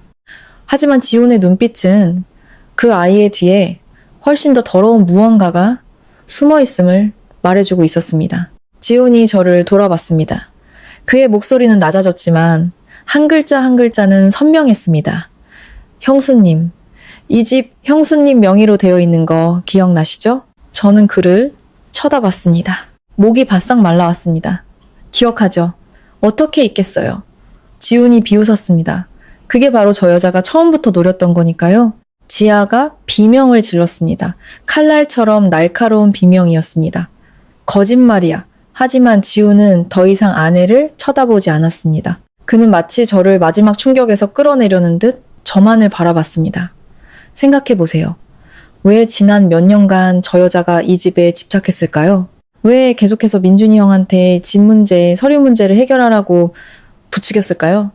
왜 어머니가 재산 이야기를 꺼낼 때마다 저 여자 눈이 반짝였을까요? 저는 그 자리에 얼어붙었습니다. 어떤 일들은 겪을 때는 평범해 보이지만 나중에 다른 사람이 그 조각들을 맞춰줄 때 비로소 소름 끼치게 다가옵니다. 생각해보니 민준이 제게 집 명의를 바꾸는 문제에 대해 몇 번이나 넌지시 말한 적이 있었습니다. 남편 명의로 되어 있어야 대출받기 편하다거나 부부 공동 명의로 해두는 게 나중에 덜 복잡하다는 식이었습니다. 한 번은 제가 거절하자 제가 너무 계산적이고 남편을 위할 줄 모른다며 화를 낸 적도 있었습니다. 그때 저는 그저 그가 집안의 주도권을 쥐고 싶어하는 체면 문제라고만 생각했습니다. 동의하지는 않았지만 그 이상 깊이 의심하지는 않았습니다. 이 집은 돌아가신 부모님이 제게 남겨주신 유산이었고 제가 유일하게 절대 손대고 싶지 않았던 것이었습니다. 저는 제 신중함이 충분하다고 생각했지만 그 신중함이 그들이 오래전부터 쳐놓은 덫을 막아주고 있었다는 사실은 까맣게 몰랐습니다. 저는 민준을 돌아봤습니다. 그는 핏기 하나 없는 얼굴로 서 있었습니다. 입술은 달싹였지만 아무 소리도 내지 못했습니다. 처음으로 그의 얼굴에서 당혹감뿐만 아니라 무언가 깨달은 듯한 표정을 보았습니다. 지훈이 계속해서 말했습니다. 목소리는 점점 더 날카로워졌습니다. 저 여자가 이 아이를 지키는 건 형을 사랑해서도 저한테 미안해서도 아니에요. 저 아이를 이용해서 민준이 형이 형수님과 이혼하게 만들려는 거예요. 형수님이 이혼하고 정신없는 틈을 타서 어머니까지 거들면 어떻게든 구슬려서 이 집을 뺏을 수 있을 거라고 생각한 거죠. 그 말을 듣는 동안 제 몸은 점점 차가워졌습니다. 한마디 한마디가 지아가 그토록 변명의 구실로 삼았던 사랑이라는 껍질을 완전히 벗겨냈습니다. 그녀가 원했던 것은 민준뿐만이 아니었습니다. 그녀는 제 자리, 제 집, 제 인생 전부를 원했던 것입니다. 지아가 갑자기 웃음을 터뜨렸습니다. 더 이상 울지도 바닥에 주저앉아 가련한 척하지도 않았습니다. 그녀는 똑바로 일어서서 손등으로 눈물을 닦았습니다. 헝클어진 머리카락이 얼굴 양옆으로 흘러내렸습니다. 그녀의 얼굴은 일그러지고 사나워져서 평소에 상냥하고 예의 바르던 동서의 모습은 찾아볼 수 없었습니다. 그래. 그녀는 거의 소리치듯 말했습니다. 그래. 그래서 뭐? 방 안은 순식간에 조용해졌습니다. 지아가 저를 획 돌아봤습니다. 그녀의 눈은 붉게 충혈되어 있었고 한마디 한마디가 오랫동안 쌓아온 분노처럼 터져 나왔습니다. 내가 그 사람 사랑하면 안 돼? 내가 억울하면 안 되냐고? 당신이 나보다 나은 게 뭔데? 당신만 아니었으면 그 사람과 결혼할 사람은 나였어. 저는 눈도 깜빡이지 않고 그녀를 쳐다봤습니다. 그 순간 제 앞에는 실수로 잘못된 길을 선택한 불쌍한 여자가 없었습니다. 질투와 욕망에 사로잡혀 뻔뻔하고 악독해진 괴물만 있을 뿐이었습니다. 지아는 제 얼굴을 향해 손가락질하며 분노로 떨리는 목소리로 말했습니다. 당신이 나보다 나은 게 뭔데? 운이 좋았을 뿐이잖아. 부모가 집을 남겨줘서 뻔뻔하게 합법적인 아내랍시고 이 자리에 앉아있는 거잖아. 그럼 나는? 나는 정신이 오락가락하는 사람이랑 살면서 매일 사랑하는 사람을 눈앞에 두고도 만질 수도 없었어. 내가 어떻게 이걸 참으라는 거야? 저는 손이 아플 정도로 주먹을 꽉 쥐었습니다. 그래서 그 사람 동생이랑 결혼해서 옆에 붙어 있다가 내 등 뒤에서 그 사람이랑 자고 임신해서 이 집까지 뺏으려고 했어? 네가 그렇게 불쌍해 보여? 지아는 입술을 깨물었고 눈은 분노로 이글거렸습니다. 적어도 난 내가 원하는 걸 위해 살았어. 당신은 남의 것을 차지하고 앉아서 자기가 이긴 줄 알잖아. 그 말이 끝나자마자 민준이 정신을 차린 듯 획 돌아섰습니다. 그의 목소리는 쉬어 있었습니다. 지아야, 너 무슨 소리를 하는 거야? 처음부터 이 집 때문에 나한테 접근했던 거야? 지아는 순간 멈칫했습니다. 아마 막다른 골목에 몰려 자기가 무슨 말을 쏟아냈는지도 몰랐을 겁니다. 하지만 아주 잠시뿐이었습니다. 그녀는 다시 입꼬리를 올리며 비웃었습니다. 비통하면서도 도전적인 미소였습니다. 그럼 내가 오빠한테 뭘 더 기대하는데 6년 동안 아내랑 살면서도 옛 애인이랑 몰래 만나는 남자를 어떻게 믿어? 이 집이 아니었으면 내가 바보같이 이 아이를 낳아서 내 발목을 잡을 줄 알았어? 그 말은 민준의 뺨을 후려치는 소리와 같았습니다. 저는 그가 한 걸음 뒤로 물러서는 것을 보았습니다. 그는 눈을 크게 뜨고 마치 마지막 남은 환상마저 산산조각 난 사람처럼 멍한 표정을 지었습니다. 그는 자신이 옛사랑을 되찾고 있다고, 지아가 사랑 때문에 모든 것을 감수하고 있다고 착각했겠지만 결국 그 사랑조차도 덫의 일부에 불과했다는 것을 깨달은 것입니다. 저는 가만히 서서 두 사람을 지켜봤습니다. 한 명은 저를 배신했고 다른 한 명은 제 인생을 통째로 훔치려 했습니다. 그리고 지금 이 거실에서 그들은 서로의 추악한 민낯을 스스로 벗겨내고 있었습니다. 그제야 저는 지아의 뱃속 아이가 단순히 불륜의 결과물이 아니라는 것을 깨달았습니다. 그것은 협상의 카드였고 낚싯바늘이었으며 오래전부터 준비된 계략의 마지막 단계였습니다.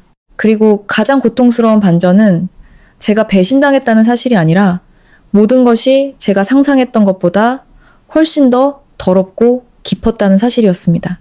저는 몇 초간 침묵했습니다. 할 말이 없어서가 아니었습니다. 눈앞에 펼쳐진 이 모든 상황이 너무나 더럽고 우스꽝스러워서 자칫하면 큰 소리로 웃음이 터져 나올 것 같았기 때문입니다. 아내를 배신한 남자는 마지막 순간에 자신이 장기말에 불과했다는 것을 깨달았고, 윤리를 짓밟고 남의 가정에 끼어든 여자는 자신이 매달렸던 남자에게 외면당했습니다. 그리고 지난 몇 년간 속아왔던 저는 결국 이 아수라장 속에서 가장 제정신인 사람이 되어 있었습니다. 저는 고개를 들고 갑자기 손뼉을 쳤습니다. 딱! 그리고 또 한 번 건조한 박수 소리가 소름 끼치게 조용한 거실에 울려 퍼졌습니다. 저는 눈앞의 얼굴들을 차례로 훑어보며 저 자신도 낯설게 느껴질 만큼 차분하고 냉정한 목소리로 말했습니다. 대단하네. 정말 몇 년 동안 이어진 대단한 연극이었어. 아쉽게도 오늘에서야 막을 내리게 됐지만 숨을 몰아쉬던 지아는 제 말에 획 돌아봤습니다. 그녀의 눈은 여전히 붉었지만 더 이상 아까의 가련한 모습은 아니었습니다. 민주는 모든 가면이 벗겨진 사람처럼 두 손을 축 늘어뜨린 채 그 자리에 못 박힌 듯 서 있었습니다.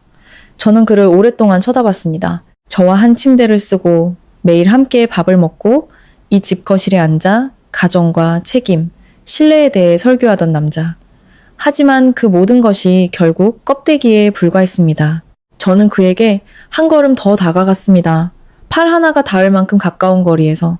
당신, 저 여자 때문에 나를 배신했지. 저는 한 글자 한 글자, 느리고 분명하게 말했습니다. 후회는 없어?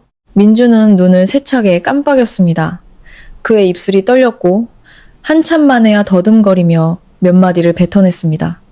나는 지아가 그런 생각까지 하는 줄은 몰랐어.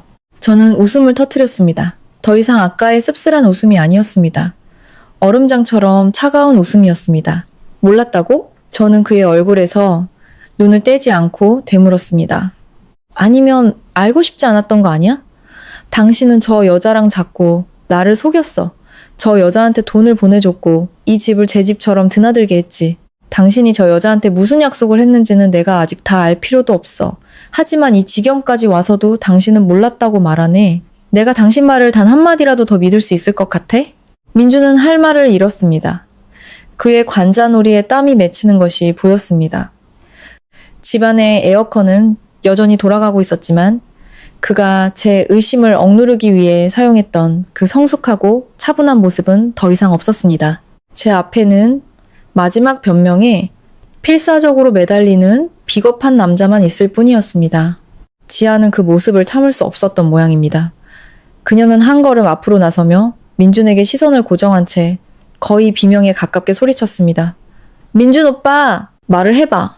오빠, 나 사랑하잖아. 나 한 번도 잊은 적 없다고 했잖아. 그녀는 소리쳤습니다. 말을 해보라고. 그 한마디에 방 안은 다시 한번 흔들렸습니다. 저는 민준을 똑바로 쳐다봤습니다.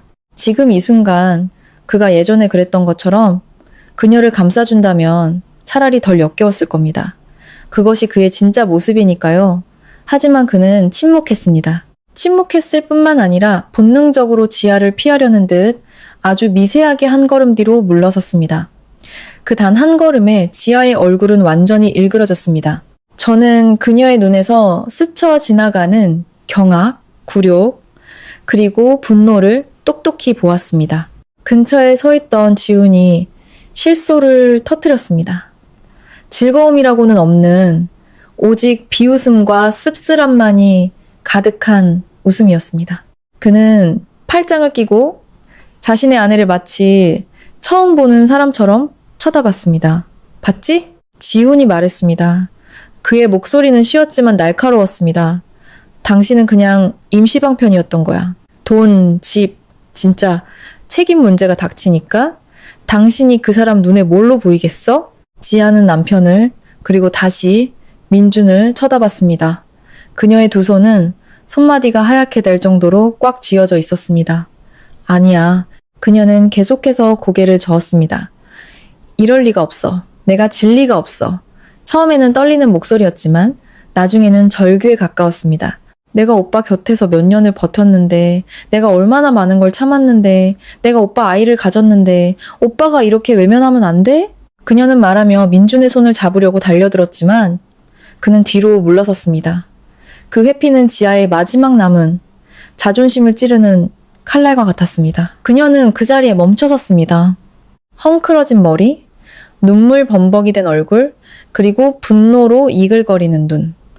그 순간 저는 저 여자가 완전히 이성을 잃었다는 것을 알았습니다.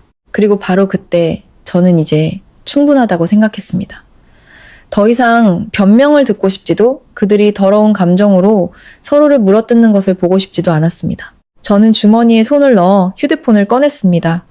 세 사람 모두 저를 쳐다봤습니다. 저는 아주 천천히 얼음장처럼 차분하게 화면 잠금을 풀고 미리 준비해둔 폴더를 열었습니다.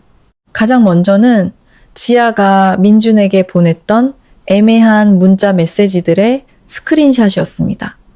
그 다음은 계좌 이체 내역, 그리고 거실에서 녹음했던 짧은 음성 파일.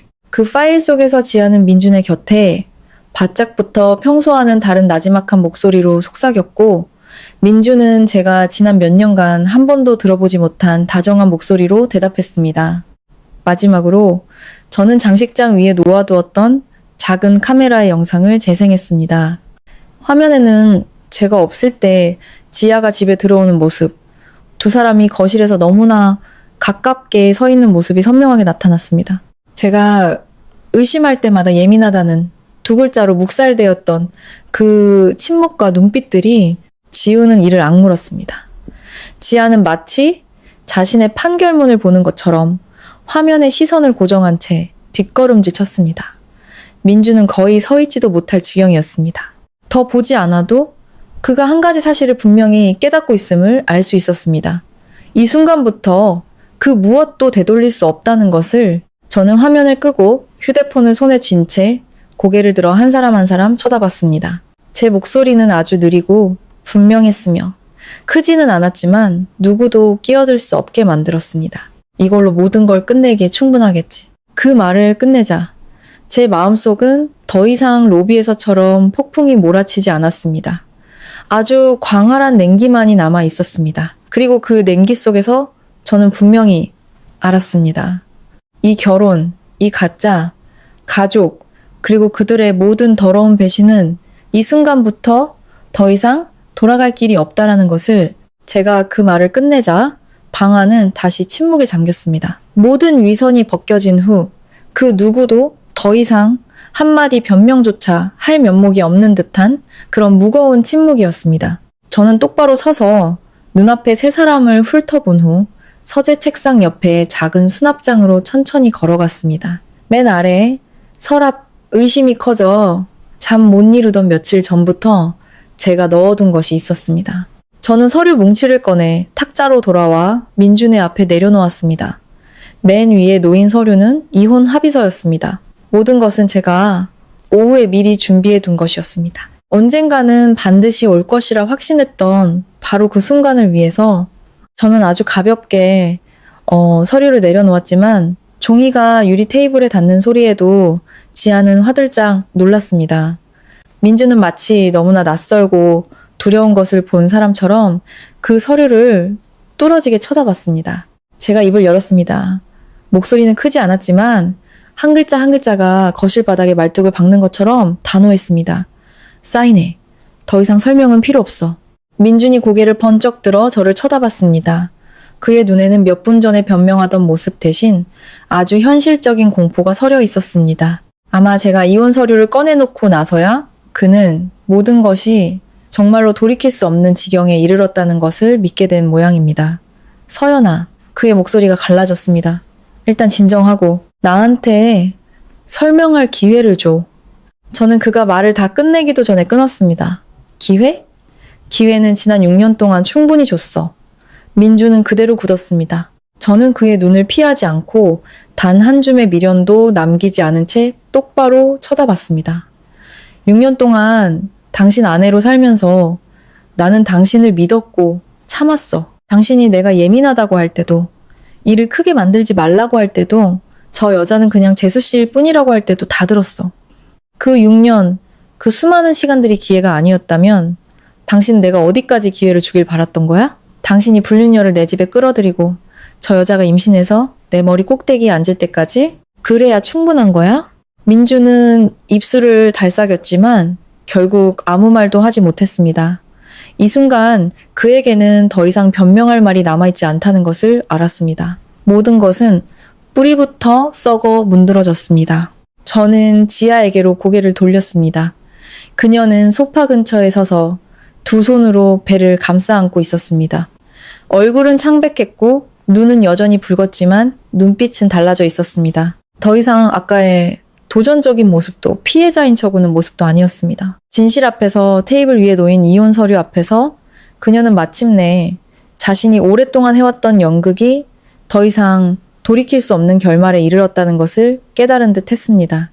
저는 그녀를 머리부터 발끝까지 훑어본 후 아주 천천히 말했습니다. 그리고 당신, 그 뱃속의 아이, 당신이 낳든 지우든 이제 나랑은 상관없는 일이야. 내가 당신을 동정해야 할 의무라도 있는 것처럼 쳐다보지 마. 당신을 이 지경으로 만든 건 당신 자신이지 내가 아니니까. 지아는 입술을 꽉 깨물었고 눈에서는 다시 눈물이 흘러내렸습니다. 하지만 이번에는 더 이상 불쾌하지 않았습니다. 그저 피곤했습니다. 파렴치한 짓을 저지르고도 세상이 자신의 동정의 눈으로 봐주길 바라는 부류의 사람들에게 지쳐버렸습니다. 의자에 기대 서 있던 지우는 제 말을 듣고 짧게 비웃었습니다. 건조하고 날카로운 웃음이었습니다. 네가 이긴 줄 알아? 그는 아내를 쳐다봤습니다. 그의 눈에는 냉기만이 가득했습니다. 넌 이제 아무것도 없어. 그 말은 지아의 뺨을 후려치는 마지막 한 대의 따귀와 같았습니다. 그녀의 어깨가 떨리는 것이 보였습니다. 옛사랑, 뱃속의 아이, 그리고 이 집까지 모든 것을 손에 쥐었다고 착각했던 여자는 이제 거실 한가운데 서서 기댈 곳 하나 없이 버려졌습니다. 민주는 그녀를 외면했고 지우는 그녀의 가면을 벗겨냈으며 저는 이혼 서류를 내려놓았습니다. 그녀가 그토록 차지하고 싶었던 자리는 결국 제 손에 의해 다른 방식으로 부서져 버린 것입니다. 제가 져서 떠나는 게 아니라 제가 주도적으로 두 사람 모두를 제 인생에서 잘라내는 방식으로. 저는 테이블 위에서 열쇠 꾸러미를 집어들었습니다. 현관문 열쇠, 주차장 게이트키, 그리고 민준이 매일 사용하던 아파트 출입카드까지. 저는 그 열쇠 꾸러미를 그의 앞에 세게 내려놓았습니다. 금속이 유리 테이블에 부딪히는 소리가 아주 선명하고 차갑게 울렸습니다. 이 집은 내 집이야. 저는 말했습니다. 오늘부터 당신과 저 여자는 나가. 민주는 믿을 수 없다는 듯 저를 쳐다봤습니다. 그는 열쇠의 꾸러미를 그리고 저를 번갈아 보며 눈을 크게 떴습니다. 서연아, 지금 날 쫓아내는 거야? 저는 그를 똑바로 쳐다봤습니다. 몇 달 전이었다면 그 질문 하나만으로도 가슴이 미어졌을 겁니다. 하지만 지금은 아니었습니다. 저 자신도 낯설 정도로 평온했습니다. 아니, 제가 대답했습니다. 쫓아내는 게 아니야. 그냥 당신을 원래 있어야 할 자리로 돌려보내는 것뿐이야. 그는 이해하지 못하는 듯 눈을 깜빡였습니다. 저는 한 글자 한 글자 목소리를 높이지는 않았지만 그의 얼굴에 밝히도록 분명하게 말했습니다. 남, 그 한 글자가 끝나자마자 민준의 얼굴은 새하얗게 질렸습니다. 아마 그때가 되어서야 그는 자신이 잃은 가장 큰 것이 집도 이혼 서류도 아니라는 것을 깨달았을 겁니다. 이 순간부터 제 눈에 그는 더 이상 남편도 가족도 심지어 제 삶의 일부도 아니었습니다. 그저 남일 뿐이었습니다. 이 집에 들어와 모든 것을 망가뜨리고 이제는 나가야만 하는 남. 지아는 그 자리에 얼어붙었고 지우는 고개를 돌렸습니다. 그의 어깨는 무언가 큰 덩어리를 삼키려는 듯 굳어 있었습니다. 그리고 저는 그 말을 끝으로 더 이상 기다리지 않고 침실로 향했습니다. 여행 가방을 꺼내 옷장에서 필요한 옷 몇 벌과 중요한 서류들을 챙겼습니다. 저는 소란을 피우거나 물건을 던지거나 욕설을 퍼붓지 않았습니다. 이 순간 더 이상 소음으로 제 고통을 증명할 필요가 없었기 때문입니다. 침묵이야말로 이 집을 가장 무섭게 만드는 것이었습니다. 거실에서는 여전히 그들의 거친 숨소리가 들려왔습니다. 누군가 의자를 끄는 소리, 지하의 흐느낌, 그리고 제 이름을 작게 부르지만 감이 들어오지는 못하는 민준의 목소리.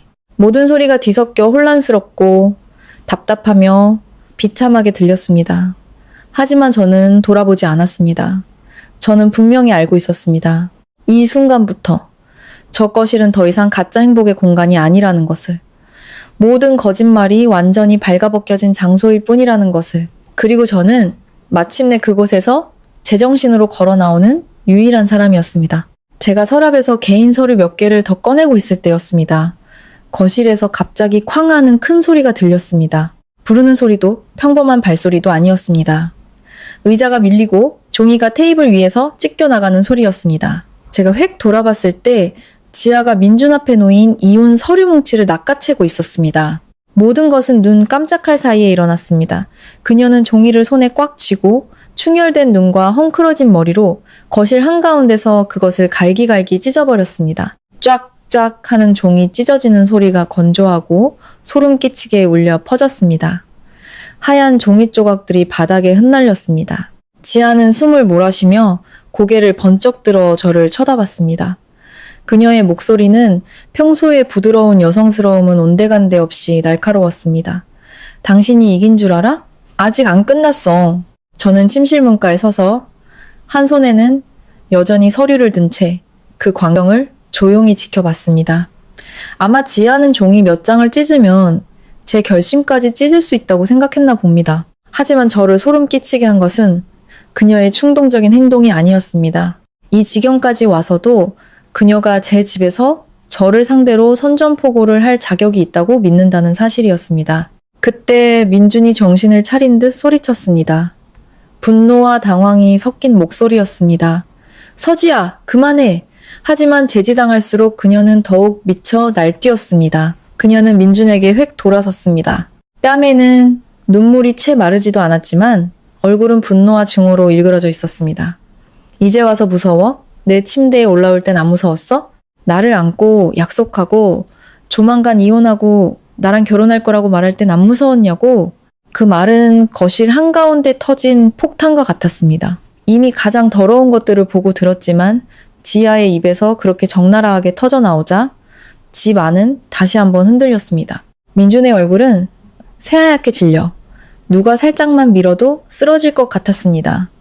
지훈은 주먹을 꽉 쥐어 목에 핏대가 섰고 저는 그저 가만히 서 있었습니다. 그들의 가면이 그들 스스로에 의해 어떻게 벗겨지는지 똑똑히 보기 위해서. 지아는 울다가 웃었습니다. 막다른 골목에 몰려 누구에게도 퇴로를 남겨주지 않기로 결심한 사람의 웃음이었습니다. 그녀는 핸드백에 손을 넣어 휴대폰을 꺼내 마치 칼처럼 우리 앞에 높이 들어 올렸습니다. 외면하면 끝날 줄 알아? 그녀는 비웃었습니다. 나한테 다 있어. 녹음 파일, 문자, 사진. 오빠가 나한테 무슨 말을 했는지, 무슨 약속을 했는지. 오빠는 잊었어도 나는 안 잊었어. 그리고 그녀는 민준을 똑바로 쳐다봤습니다. 목소리가 단호해졌고 한 글자 한 글자가 그의 얼굴에 총알처럼 밝혔습니다. 오늘 내가 편히 못 살면 이 집안 전체도 고개 들고 살 생각 마. 민준은 머리에 불이 붙은 듯 빠르게 달려들며 소리쳤습니다. 일이네. 하지만 지아는 뒤로 물러서며 휴대폰을 가슴에 꼭 껴안았습니다. 두 사람은 탁자 옆에서 옥신각신했습니다. 한 명은 뺏으려 하고 다른 한 명은 지키려 했습니다. 거친 숨소리, 의자에 부딪히는 발소리, 물건들이 부딪히는 소리가 요란하게 들렸습니다. 제가 두 걸음 나섰을 때 쨍그랑 하는 소리와 함께 휴대폰이 바닥으로 떨어졌습니다. 휴대폰은 타일 바닥을 미끄러져 소파 다리 근처에서 멈췄습니다. 화면은 여전히 밝았습니다. 아마 하늘도 제가 모든 것을 끝까지 보기를 원했던 모양입니다. 바로 그 순간 잠금 해제된 휴대폰 화면에 수많은 사진과 메시지들이 선명하게 나타났습니다. 오빠, 자기라고 부르는 대화들, 호텔에서 만나자는 약속, 조금만 더 기다려줘, 오늘 네가 미치도록 보고 싶었어. 같은 메시지들이 보였습니다. 그리고 침대 위에서 찍은 사진 한 장. 민주는 눈을 감고 자고 있었고 셔츠는 흐트러져 있었으며 지아의 손이 그의 가슴 위에 놓여 있었습니다. 자세히 보지 않아도 알 수 있었습니다. 이것은 한 번의 실수가 아니었습니다. 오랫동안 지속된 뻔뻔하고 은밀한 관계였습니다. 지우는 그 화면을 보자마자 마치 온몸에 기름이 부어진 사람처럼 변했습니다. 그는 탁자 옆 의자를 세게 걷어찼습니다. 의자가 쾅 소리를 내며 넘어졌습니다. 이 개자식! 지훈은 목소리가 갈라지도록 소리쳤습니다. 내 아내를 뺏고도 여기서 기회를 달라고 빌어? 그의 눈에 서린 분노는 더 이상 연기나 억제가 아니었습니다. 친형과 아내에게 동시에 짓밟힌 한 남자의 굴욕이었습니다. 저는 지훈이 당장 민준에게 주먹을 날릴 것이라 생각했습니다. 솔직히 그가 그랬더라도 이상하지 않았을 겁니다. 하지만 그는 멈춰 섰습니다. 가슴을 들썩이며 숨을 몰아쉬던 그는 갑자기 저를 돌아봤습니다. 그의 얼굴이 웃음으로 일그러졌습니다. 눈물보다 더 쓴 웃음이었습니다. 형수님, 이제 아시겠어요? 그의 목소리는 쉬어 있었습니다. 그 사람들 눈에 형수님이랑 저는 그냥 병풍이었던 거예요. 형수님은 저 인간이 착한 남편 코스프레를 하기 위한 껍데기였고, 저는 저 여자가 이 집에 들어오기 위한 살아있는 시체였던 거죠. 그 말은 이상하게도 제 가슴을 후벼 팠습니다. 너무나 정확해서 반박할 수조차 없었기 때문입니다. 저와 지훈, 아무 상관없어 보였던 두 사람은 결국 같은 역할을 맡게 된 것이었습니다. 다른 사람들이 그들의 더러운 사랑 노름을 완성하기 위해 이용당하는 역할. 방 안에 공기가 끓어오를 듯 팽팽해졌을 때 밖에서 문을 두드리는 소리가 다급하게 들려왔습니다. 평범한 노크가 아니라 마치 밖에 있는 사람이 정말로 겁에 질린 것처럼 빠르고 강하게 문을 두드렸습니다. 누구도 반응하기 전에 문이 열렸고 민준과 지훈의 어머니, 시어머니가 들어왔습니다. 시어머니는 방 안의 광경을 보고 문가에 그대로 멈춰섰습니다. 넘어진 의자, 바닥에 흩어진 종이 조각, 창백하거나 시뻘겋게 달아오른 아들들의 얼굴, 공기는 땀과 눈물, 굴욕으로 가득 차 있었습니다. 시어머니는 상황을 파악하기도 전에 이게 다 무슨 일이니? 라고 묻기 위해 입을 열었습니다. 바로 그때 지아가 시어머니에게 달려갔습니다. 그녀는 시어머니의 다리를 붙잡고 무너지듯 주저앉아 마치 거센 물살 속에서 마지막 구명조끼를 붙잡은 사람처럼 통곡했습니다. 어머니, 저 좀 살려주세요. 그녀는 눈물범벅이 된 얼굴로 고개를 들어 온 방 안에 올리도록 큰 소리로 외쳤습니다. 어머니, 저 어머니 집안에 핏줄을 가졌어요. 그 말이 끝나자마자 집안의 공기는 한층 더 팽팽하게 당겨졌습니다. 이미 숨막히던 공기는 더욱 짙어져 저조차도 가슴이 꽉 막히는 기분이었습니다. 저는 시어머니의 얼굴이 어떻게 변할지 지켜봤습니다. 그리고 이 순간부터 모든 것이 더 이상 이 방 안 네 사람만의 문제가 아니게 될 것임을 직감했습니다. 지아의 어머니 집안에 핏줄을 가졌어요. 라는 말이 끝나자 시어머니는 몇 초간 그대로 굳어 있었습니다. 저는 그녀의 얼굴 표정이 변하는 것을 똑똑히 보았습니다. 경악과 충격, 그리고 그 뒤를 잇는 아주 빠른 계산적인 눈빛, 그리고 저를 온몸이 얼어붙게 만든 것은 그 몇 초 뒤 그녀가 지아의 뺨을 때리거나 아들을 향해 소리치는 대신 저를 획 돌아봤다는 사실입니다. 그녀의 눈은 분노로 이글거렸고 이를 악문 채 제 얼굴에 침을 뱉듯 신랄하고 날카로운 목소리로 쏘아붙였습니다. 내가 이럴 줄 알았어. 너같이 남편 간수 하나 제대로 못하는 것 때문에? 저는 그 자리에 얼어붙었습니다. 고통 때문이 아니라 그 뻔뻔함이 제가 상상할 수 있는 인간의 한계를 넘어섰기 때문입니다. 아들이 재수 씨와 바람을 피워 임신까지 시켰습니다. 모든 더러운 진실이 제 집에서 드러났습니다. 그런데 그녀가 가장 먼저 비난의 화살을 돌린 사람은 바로 저였습니다. 민주는 고개를 푹 숙인 채 누구도 쳐다보지 못했습니다. 옆에 서 있던 지우는 갑자기 미친 사람처럼 웃기 시작했습니다. 건조하고 일그러진 비명보다 더 무서운 웃음소리였습니다. 지후는 고개를 저으며 자신의 어머니를 쓰라린 눈으로 쳐다봤습니다. 대단하시네요. 역시 모전자전이야. 시어머니는 작은 아들은 안중에도 없다는 듯 지아를 일으켜 세워 자기 등 뒤로 숨겼습니다. 마치 지금 보호받아야 할 사람은 제 집에서 배신당한 제가 아니라 지아인 것처럼. 그녀의 목소리는 낮아졌지만 그럴수록 계산적인 본성이 더욱 뚜렷하게 드러났습니다. 이 아이는 우리 집 핏줄이야. 무슨 일이 있어도 조용히 해결해야 해. 절대 소문나게 해선 안 돼. 소문나게 해선 안 돼. 그 말을 듣자 저는 헛웃음이 나와 코끝이 찡해졌습니다. 결국 시어머니의 머릿속에서 가장 두려운 것은 큰아들이 재수 씨와 바람 피운 사실도 이 집안이 뿌리부터 썩었다는 사실도 아니었습니다. 그저 소문이 나는 것이었습니다. 체면을 잃는 것, 세상 사람들이 아는 것, 점잖은 집안이라는 껍데기가 벗겨지는 것을 두려워하고 있었습니다. 저는 시어머니를 보며 한 글자 한 글자 테이블 위에 내려놓듯 천천히 물었습니다. 그럼 어머님은 예전부터 알고 계셨던 거네요. 그 질문에 방 안은 완전히 조용해졌습니다. 지아는 시어머니 등 뒤에서 미세하게 떨었고 민주는 고개를 번쩍 들어 어머니를 쳐다봤으며 지우는 눈을 가늘게 뜨고 입술을 실룩였습니다. 그리고 시어머니, 저는 그녀가 순간적으로 흠칫하는 것을 똑똑히 보았습니다. 지아의 팔을 잡은 손에 힘이 더 들어갔습니다. 하지만 딱 그 순간뿐이었습니다. 이내 그녀는 다시 고개를 들고 특유의 뻔뻔한 표정으로 돌아왔습니다. 알았으면 뭐? 그녀는 딱딱한 목소리로 말했습니다. 남자가 살다 보면 한 번쯤 실수할 수도 있는 거지. 큰 일을 작게, 작은 일은 없던 일로 만들어야지. 이렇게 온 동네방네 떠들어서 집안 망신시키는 게 잘하는 짓이야? 그 말을 듣는 제 손이 차갑게 식었습니다. 지후는 정말로 미쳐버릴 것 같았습니다. 그는 검사 결과지를 탁자 위로 세게 내리쳤습니다. 어머니, 형이 제 아내랑 바람 피운 게 실수라고요? 지우는 눈이 충혈된 채 한 글자 한 글자 지씹듯 말했습니다. 아니면 바람난 게 어머니가 아니라서 그렇게 가볍게 말씀하시는 거예요? 시어머니가 눈을 부릅떴습니다.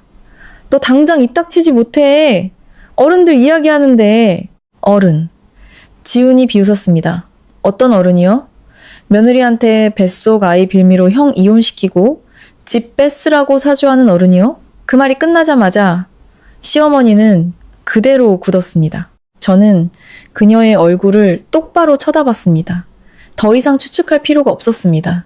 그녀가 지아를 감싸는 방식, 조용히 덮으려는 태도, 우리 집 핏줄을 언급하며 조금도 부끄러워하지 않는 모습, 모든 것이 이 여자가 단순히 알고 있었던 것을 넘어 이 일에 직접 개입했다는 확신을 주었습니다. 저는 더 이상 말하지 않고 리모컨을 들어 것이 벽에 걸린 TV를 켰습니다. 모든 시선이 제게 쏠렸습니다. 화면이 켜지자 방 안에 있는 모든 사람의 창백한 얼굴이 비쳤습니다. 저는 장식장 구석에 설치해둔 작은 카메라에 영상 폴더를 열어 정확한 날짜의 파일을 재생했습니다. 처음에는 익숙한 거실의 모습이 나왔습니다. 오후에 햇살, 탁자, 소파, 그리고 몇 초 뒤 시어머니가 화면에 나타났습니다. 그녀의 맞은편에는 지아가 앉아 있었습니다. 두 사람은 아주 작게 이야기했지만 카메라는 그들의 대화를 한마디도 놓치지 않고 담아냈습니다. 그 아이 절대 놓치면 안 된다. 민준이가 서연이랑 이혼만 하면 이 집은 조만간 네 차지가 될 거야. 시어머니의 목소리가 죽은 듯이 조용한 거실에 선명하게 울려 퍼졌습니다. 한 글자, 한마디도 틀림없이 부인할 수 없도록 방 안에 모든 공기가 멎는 듯 했습니다. 지아가 숨을 들이켜는 소리가 들렸고 민주는 뒤로 한 걸음 물러섰습니다. 시어머니의 얼굴은 붉은색에서 새하얗게 변해갔습니다. 그녀는 입술을 달싹이며 믿을 수 없다는 듯 화면을 뚫어지게 쳐다봤습니다. 지아의 얼굴은 새파랗게 질렸습니다. 아마 그때가 되어서야 그녀는 시어머니의 사랑이라는 이름으로 포장되었던 모든 것이 이 환한 거실의 조명 아래 얼마나 추악하게 드러났는지 깨닫고 공포에 질렸을 겁니다. 시어머니는 더듬거렸습니다. 더 이상 아까의 날카로운 목소리는 남아있지 않았습니다. 아니야. 그건 그냥 화가 나서 해본 소리야. 저는 TV를 끄고 그녀를 똑바로 쳐다봤습니다. 한 글자 한 글자가 돌처럼 무거웠습니다. 단순한 불륜이 아니었군요. 어머님이 뒤에서 조종한 한편의 연극이었어요. 시어머니는 입을 열었지만 말이 나오지 않았습니다. 지난 몇 년간 저를 훈계하던 그 위험 있는 모습은 산산조각이 나 있었습니다. 그제야 민준이 정신을 차린 듯 어머니를 쳐다봤습니다. 그의 눈에는 낯선 당혹감이 서려 있었습니다. 마치 아들이 평생 믿어왔던 어머니의 전혀 다른 모습을 처음 발견한 것처럼 그의 목소리가 떨렸습니다.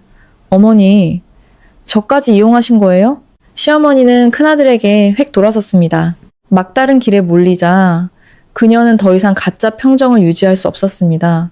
내가 누굴 위해서 그랬는데 다 이 집 때문에 네 미래를 위해서 그런 거야.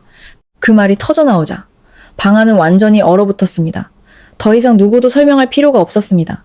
그녀 스스로 모든 것을 자백한 셈이었습니다. 아들을 사랑해서도, 실수를 덮어주기 위해서도, 가정을 지키기 위해서도 아니었습니다. 오직 이 집, 이 재산, 시어머니라는 이름으로 포장된 탐욕 때문이었습니다. 저는 눈앞의 여자를 보며 지난 세월의 인내가 헛되지 않았음을 느꼈습니다. 만약 오늘 제가 정신 차리지 못하고 증거를 남기지 않고 그들이 스스로 가면을 벗게 두지 않았다면 저는 평생 저런 여자 밑에서 살면서 그녀의 모든 악행이 가정을 위한 것이었다고 믿어야 했을 겁니다. 하지만 아니었습니다.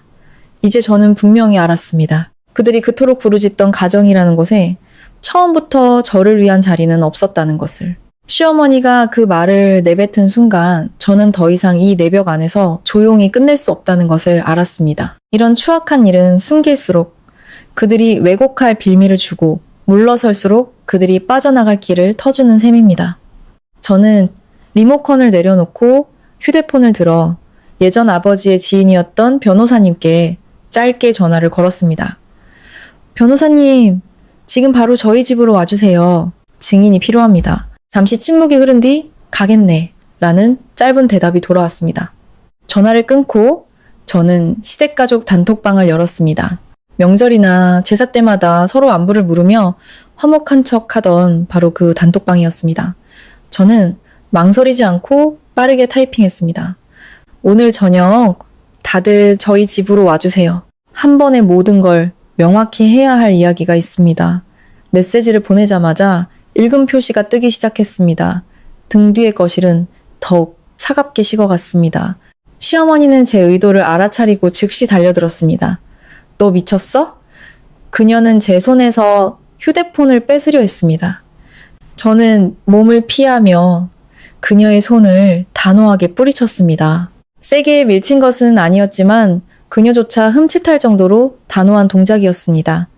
저는 그녀의 눈을 똑바로 쳐다보며 차갑고 분명하게 말했습니다. 어머님은 조용히 덮고 싶으시겠죠? 죄송하지만 이런 더러운 일은 환한 대낮에 꺼내놓아야 다시는 반복되지 않는 법이에요. 지아는 의자에 주저앉았고 민주는 낮은 목소리로 애원했습니다. 서연아, 제발 이 일 크게 만들지 마. 다른 사람들이 알면 저는 그의 말을 바로 끊었습니다. 다른 사람? 6년 동안 당신 아내로 살면서 오늘에서야 누가 진짜 다른 사람인지 똑똑히 알게 됐네요. 1시간도 채 되지 않아 초인종이 계속해서 울렸습니다. 친척들이 긴장된 얼굴로 하나둘씩 들어왔습니다. 어떤 분은 잠옷 차림이었고 어떤 분은 저녁 식사를 하다 말고 달려온 듯 했습니다. 순식간에 거실은 사람들로 가득 찼습니다. 저는 서론 없이 거실 한가운데 섰습니다. 제 앞에는 시어머니, 민준, 지아, 지훈이 등 뒤에는 모든 친척이 서 있었습니다. 오늘 여러분을 모신 것은 누구를 망신 주려는 게 아닙니다. 다만 오늘 이후로 제가 일을 크게 만들었다거나 시댁에 대든다는 오해를 받고 싶지 않아서입니다. 말을 마친 저는 TV를 켜고 저장된 영상들을 차례로 재생했습니다. 지아가 비밀번호를 누르고 들어오는 장면, 두 사람이 거실에서 가깝게 서 있는 모습, 애정, 어린 문자들, 녹음 파일, 그리고 시어머니가 지아에게 이혼을 종용하며 집을 노리라고 말하는 영상까지. 웅성거리던 거실은 순식간에 조용해졌습니다. 영상이 끝나자 여기저기서 탄식과 수군거림이 터져 나왔습니다. 한고모님은 세상에 시어미가 며느리 집을 뺏으려고 계략을 꾸며 라며 혀를 찾고 한 삼촌은 집안 망신이다. 망신이라며 얼굴을 붉혔습니다. 모두의 시선이 시어머니와 민준, 지아에게 쏠렸습니다. 민준이 더 이상 참지 못하고 앞으로 나서려 할 때 제가 손을 들어 막았습니다. 당신은 조용히 해. 지난 6년간 당신 말은 충분히 들었어. 오늘은 다른 사람들이 당신을 볼 차례야. 그의 얼굴이 잿빛으로 변했습니다. 그때 지훈이 들고 온 서류 봉투에서 두꺼운 종이 뭉치를 꺼내 탁자 위로 던졌습니다. 이왕 다 모이셨으니 제 형님의 진짜 얼굴도 마저 보시죠. 그것은 계좌이체, 내역, 차용증, 그리고 모두 민준의 이름으로 된 빚 문서들이었습니다. 지난 몇 년간 형님은 사업 자금이라고 했지만 사실은 밖에서 빚을 내서 저 여자를 먹여 살린 겁니다. 방안은 다시 술렁였습니다. 한 친척이 서류를 집어들고는 더듬거리며 말했습니다. 8억? 바로 그때 민준의 휴대폰이 미친 듯이 울렸습니다. 그가 너무 당황한 나머지 스피커폰 버튼을 잘못 눌렀고 거칠고 위협적인 남자의 목소리가 거실 전체에 울려 퍼졌습니다. 마지막으로 경고하는데 이번 주말까지 8억 안 갚으면 회사로 찾아갈 줄 알아. 도망갈 생각 마. 방안은 완전히 얼어붙었습니다. 더 이상의 증거는 필요 없었습니다. 그 전화 한 통이 민준의 마지막 남은 체면마저 산산조각 냈습니다. 저는 그를 보았습니다.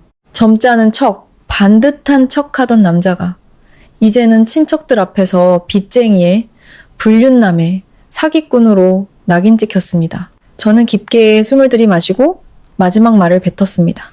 오늘부터 민준 씨는 더 이상 제 남편이 아닙니다. 그리고 저를 사다리 삼아 기어오르려 했던 분들, 저는 시어머니와 지아를 차례로 쳐다봤습니다. 죄송하지만 그 사다리는 이제 부서졌습니다. 아무도 대답하지 못했습니다. 진실에 의해 산산조각 난 한 가족의 무거운 침묵만이 그 자리를 채웠습니다. 저는 통쾌함 대신 차가운 평온함을 느꼈습니다. 마침내 제 손으로 그들을 모두 빛 아래로 끌어냈으니까 이제 그 누구도 이 이야기를 마음대로 왜곡할 수 없을 겁니다. 그날 밤 모든 가면이 벗겨진 후 상황은 제가 예상했던 것보다 훨씬 더 빨리 무너져 내렸습니다. 어떤 일들은 숨겨져 있을 때는 견고해 보이지만 한번 균열이 생기면 지붕부터 기초까지 한꺼번에 무너져 내리는 법입니다. 다음날 아침 회사에 도착한 지 얼마 되지 않아 민준에게서 계속 전화가 걸려왔습니다. 받지 않다가 6번째 전화에 겨우 받았습니다. 그의 목소리는 쉬어 있었고 예전에 그 위험 있는 태도는 온데간데 없었습니다. 서연아, 회사에 투서가 들어왔어. 사진이랑 빈문서까지 전부. 당신이 한 거지? 저는 잠시 침묵하다 대답했습니다. 내가 그렇게 한가한 사람으로 보여요? 당신이 그렇게 살았으니 누군가 투서를 넣을 만도 하겠죠. 그가 갑자기 애원하기 시작했습니다. 제발 투서 좀 취하해줘. 나 회사에서 잘리면 끝장이야. 저는 차갑게 말했습니다. 당신을 죽이는 건 내가 아니야. 당신의 배신과 탐욕이지. 그리고 전화를 끊었습니다. 그날 오후 그는 정말로 회사 앞까지 찾아왔습니다. 하룻밤 사이에 10년은 늙어 보였습니다. 저를 보자마자 달려왔지만 건물 보안요원에게 가로막혔습니다. 그는 멀리서 소리쳤습니다. 서연아, 제발 그렇게 매정하게 굴지 마. 우리 부부 일은 우리끼리 해결할 수 있잖아. 저는 그를 돌아보며 헛웃음을 지었습니다. 우리끼리? 당신이 재수 씨랑 바람 피우고 어머니랑 내 집 뺏을 계획 짤 때 그게 우리끼리 해결할 일이라고 생각했어요? 이제 와서 직장 잃을까봐 무서운 거예요? 너무 늦었어요. 그는 그대로 얼어붙었습니다. 저는 더 이상 그를 쳐다보지 않고 돌아섰습니다. 지아 역시 마찬가지였습니다. 그녀의 친정 식구들이 소식을 듣고 시골에서 올라왔습니다. 딸이 희생하며 사는 줄로만 알았던 친정어머니는 진실을 알게 되자 시댁거실에서 딸의 뺨을 때리며 통곡했다고 합니다. 네가 어떻게 이럴 수가 있어. 집안 망신 다 시키고. 지아는 그 후로 기댈 곳을 모두 잃고 임신한 몸으로 정신적으로 완전히 무너져 내렸다고 들었습니다. 지후는 달랐습니다. 그는 충격 이후 오히려 더 제정신을 차렸습니다. 그는 바로 이혼 소송을 제기했습니다. 한 친척이 남자가 좀 넓은 마음으로 용서하라고 조언하자 그는 차갑게 웃으며 딱 한마디 했다고 합니다. 바보짓은 한 번으로 족합니다. 그리고 시어머니, 저를 가르치려 들던 그 거만한 여인은 이제 동네 시장에 나가는 것조차 힘들어졌습니다. 사람들이 뒤에서 수군거리는 것을 견딜 수 없게 된 것입니다. 평생 지키려 했던 그 체면이 결국 자신의 탐욕 때문에 산산조각이 났습니다. 어느 날 그녀가 저를 찾아와 아가, 우리 그래도 한 가족 아니니라며 눈물로 호소했지만 저는 단호하게 말했습니다. 어머님이 제 집을 뺏으려는 계획을 세우신 그 순간부터 우리는 이미 가족이 아니었습니다. 며칠 후 민주는 회사에서 직위 해제되었고 빚쟁이들은 계속해서 그를 찾아왔습니다. 궁지에 몰린 그는 모든 것을 지아 탓으로 돌렸지만 지아 역시 이혼하고 나랑 결혼하겠다고 약속한 건 오빠잖아 라며 악을 썼다고 합니다. 한때는 서로 없으면 못 살 것처럼 굴던 두 사람이 이제는 원수보다 더 지독하게 서로를 물어뜯었습니다. 저는 멀리서 그 모든 것을 지켜보며 한 가지를 깨달았습니다. 어떤 사람들은 양심의 가책을 느끼지 않습니다. 오직 돈과 명예, 모든 것을 잃었을 때 비로소 고통을 느낍니다. 그리고 그 고통은 뉘우침이 아니라 대가를 치르고 있다는 사실에 대한 절망일 뿐입니다. 한 달 후 이혼 절차가 마무리되었습니다. 민주는 거의 빈손으로 그 집을 나갔습니다. 제가 독해서가 아니라 처음부터 그 집은 그의 것이 아니었기 때문입니다. 부모님이 제게 남겨주신 유산이었고 제가 지키려 했던 제 삶의 터전이었습니다. 잠금 장치를 바꾸는 날, 저는 낡은 자물쇠가 해체되는 것을 보며 복잡한 심경을 느꼈습니다. 승리감이나 통쾌함이 아니었습니다. 그저 오랫동안 썩어 문드러졌던 문을 이제야 겨우 용기를 내어 교체하는 기분이었습니다. 저는 집을 정리했습니다. 그의 물건, 우리의 추억이 담긴 물건들을 모두 상자에 담았습니다. 혼자 남은 집은 넓어졌지만 동시에 공허했습니다. 하지만 그 공허함은 더 이상 숨막히지 않았습니다. 배신자와 한 공간에서 평온한 척 연기하며 사는 것보다 차라리 정직한 외로움이 낫다는 것을 깨달았기 때문입니다. 지우는 전문적인 심리치료를 위해 다른 지역으로 떠났습니다. 떠나기 전 그는 제게 이런 말을 남겼습니다. 결국 이 집안에서 가장 제정신이었던 사람은 형수님이셨네요. 저는 대답 대신 고개를 끄덕였습니다. 제가 더 제정신이었던 게 아니라 더 이상 미친 척 할 수 없는 막다른 길에 몰렸을 뿐입니다. 지아는 민준과 크게 다툰 후 조산했다고 들었습니다. 아이는 간신히 목숨을 건졌지만 오랫동안 인큐베이터에 있어야 한다고 했습니다. 그 소식을 듣고 저는 잠시 침묵에 잠겼습니다. 어른들의 탐욕과 잘못 속에서 아무 죄 없는 생명이 고통받고 있었습니다. 어쩌면 이 이야기의 가장 큰 피해자는 배신당한 저나 모든 것을 잃은 그들이 아니라 영문도 모른 채 이 더러운 세상에 태어난 바로 그 아이일지도 모릅니다. 시어머니는 연이은 충격으로 몸져 누웠습니다. 어떤 이들은 제게 지난 정을 생각해 용서하라고 했지만 저는 그저 침묵했습니다. 어떤 상처는 아무리 아물어도 흉터가 남는 법입니다. 용서는 할 수 있을지 몰라도 잊을 수는 없습니다. 어느 날 오후 민준이 다시 찾아왔습니다. 한 달 남짓한 시간 동안 그는 완전히 다른 사람이 되어 있었습니다. 그는 문 밖에서 한참을 서성이다 힘겹게 입을 열었습니다. 만약 그때 내가 멈출 줄 알았다면 저는 그를 보았습니다. 한때는 제 남편이었던, 이제는 너무나 낯선 그 남자를 저는 조용히 대답했습니다. 가장 안타까운 건 당신이 잘못했다는 사실이 아니에요. 아주 오랫동안 아주 여러 번 잘못을 저지르면서도 단 한 번도 멈추려 하지 않았다는 사실이죠. 그는 고개를 숙였습니다. 저는 더 이상 아무 말도 하지 않고 조용히 문을 닫았습니다. 어떤 사람들에게는 인생 자체가 가장 혹독한 복수를 대신해주는 법입니다. 저는 다시 평범한 일상으로 돌아왔습니다. 혼자 밥을 먹고 주말에는 집을 청소하며 창가에 앉아 햇살을 바라봅니다. 저는 깨달았습니다. 여자가 가장 고통스러운 순간은 배신당했을 때가 아니라 가치 없는 사람을 위해 너무나 오랫동안 참고 인내했다는 사실을 깨달았을 때라는 것을, 하지만 그 진실을 깨닫고 걸어 나올 용기만 있다면 아직 늦지 않았습니다. 제 이야기는 통쾌한 복수극으로 끝나지 않았습니다. 아주 깊은 평온함으로 끝을 맺었습니다. 저는 결혼과 남편, 그리고 진심을 다했던 시간을 잃었습니다.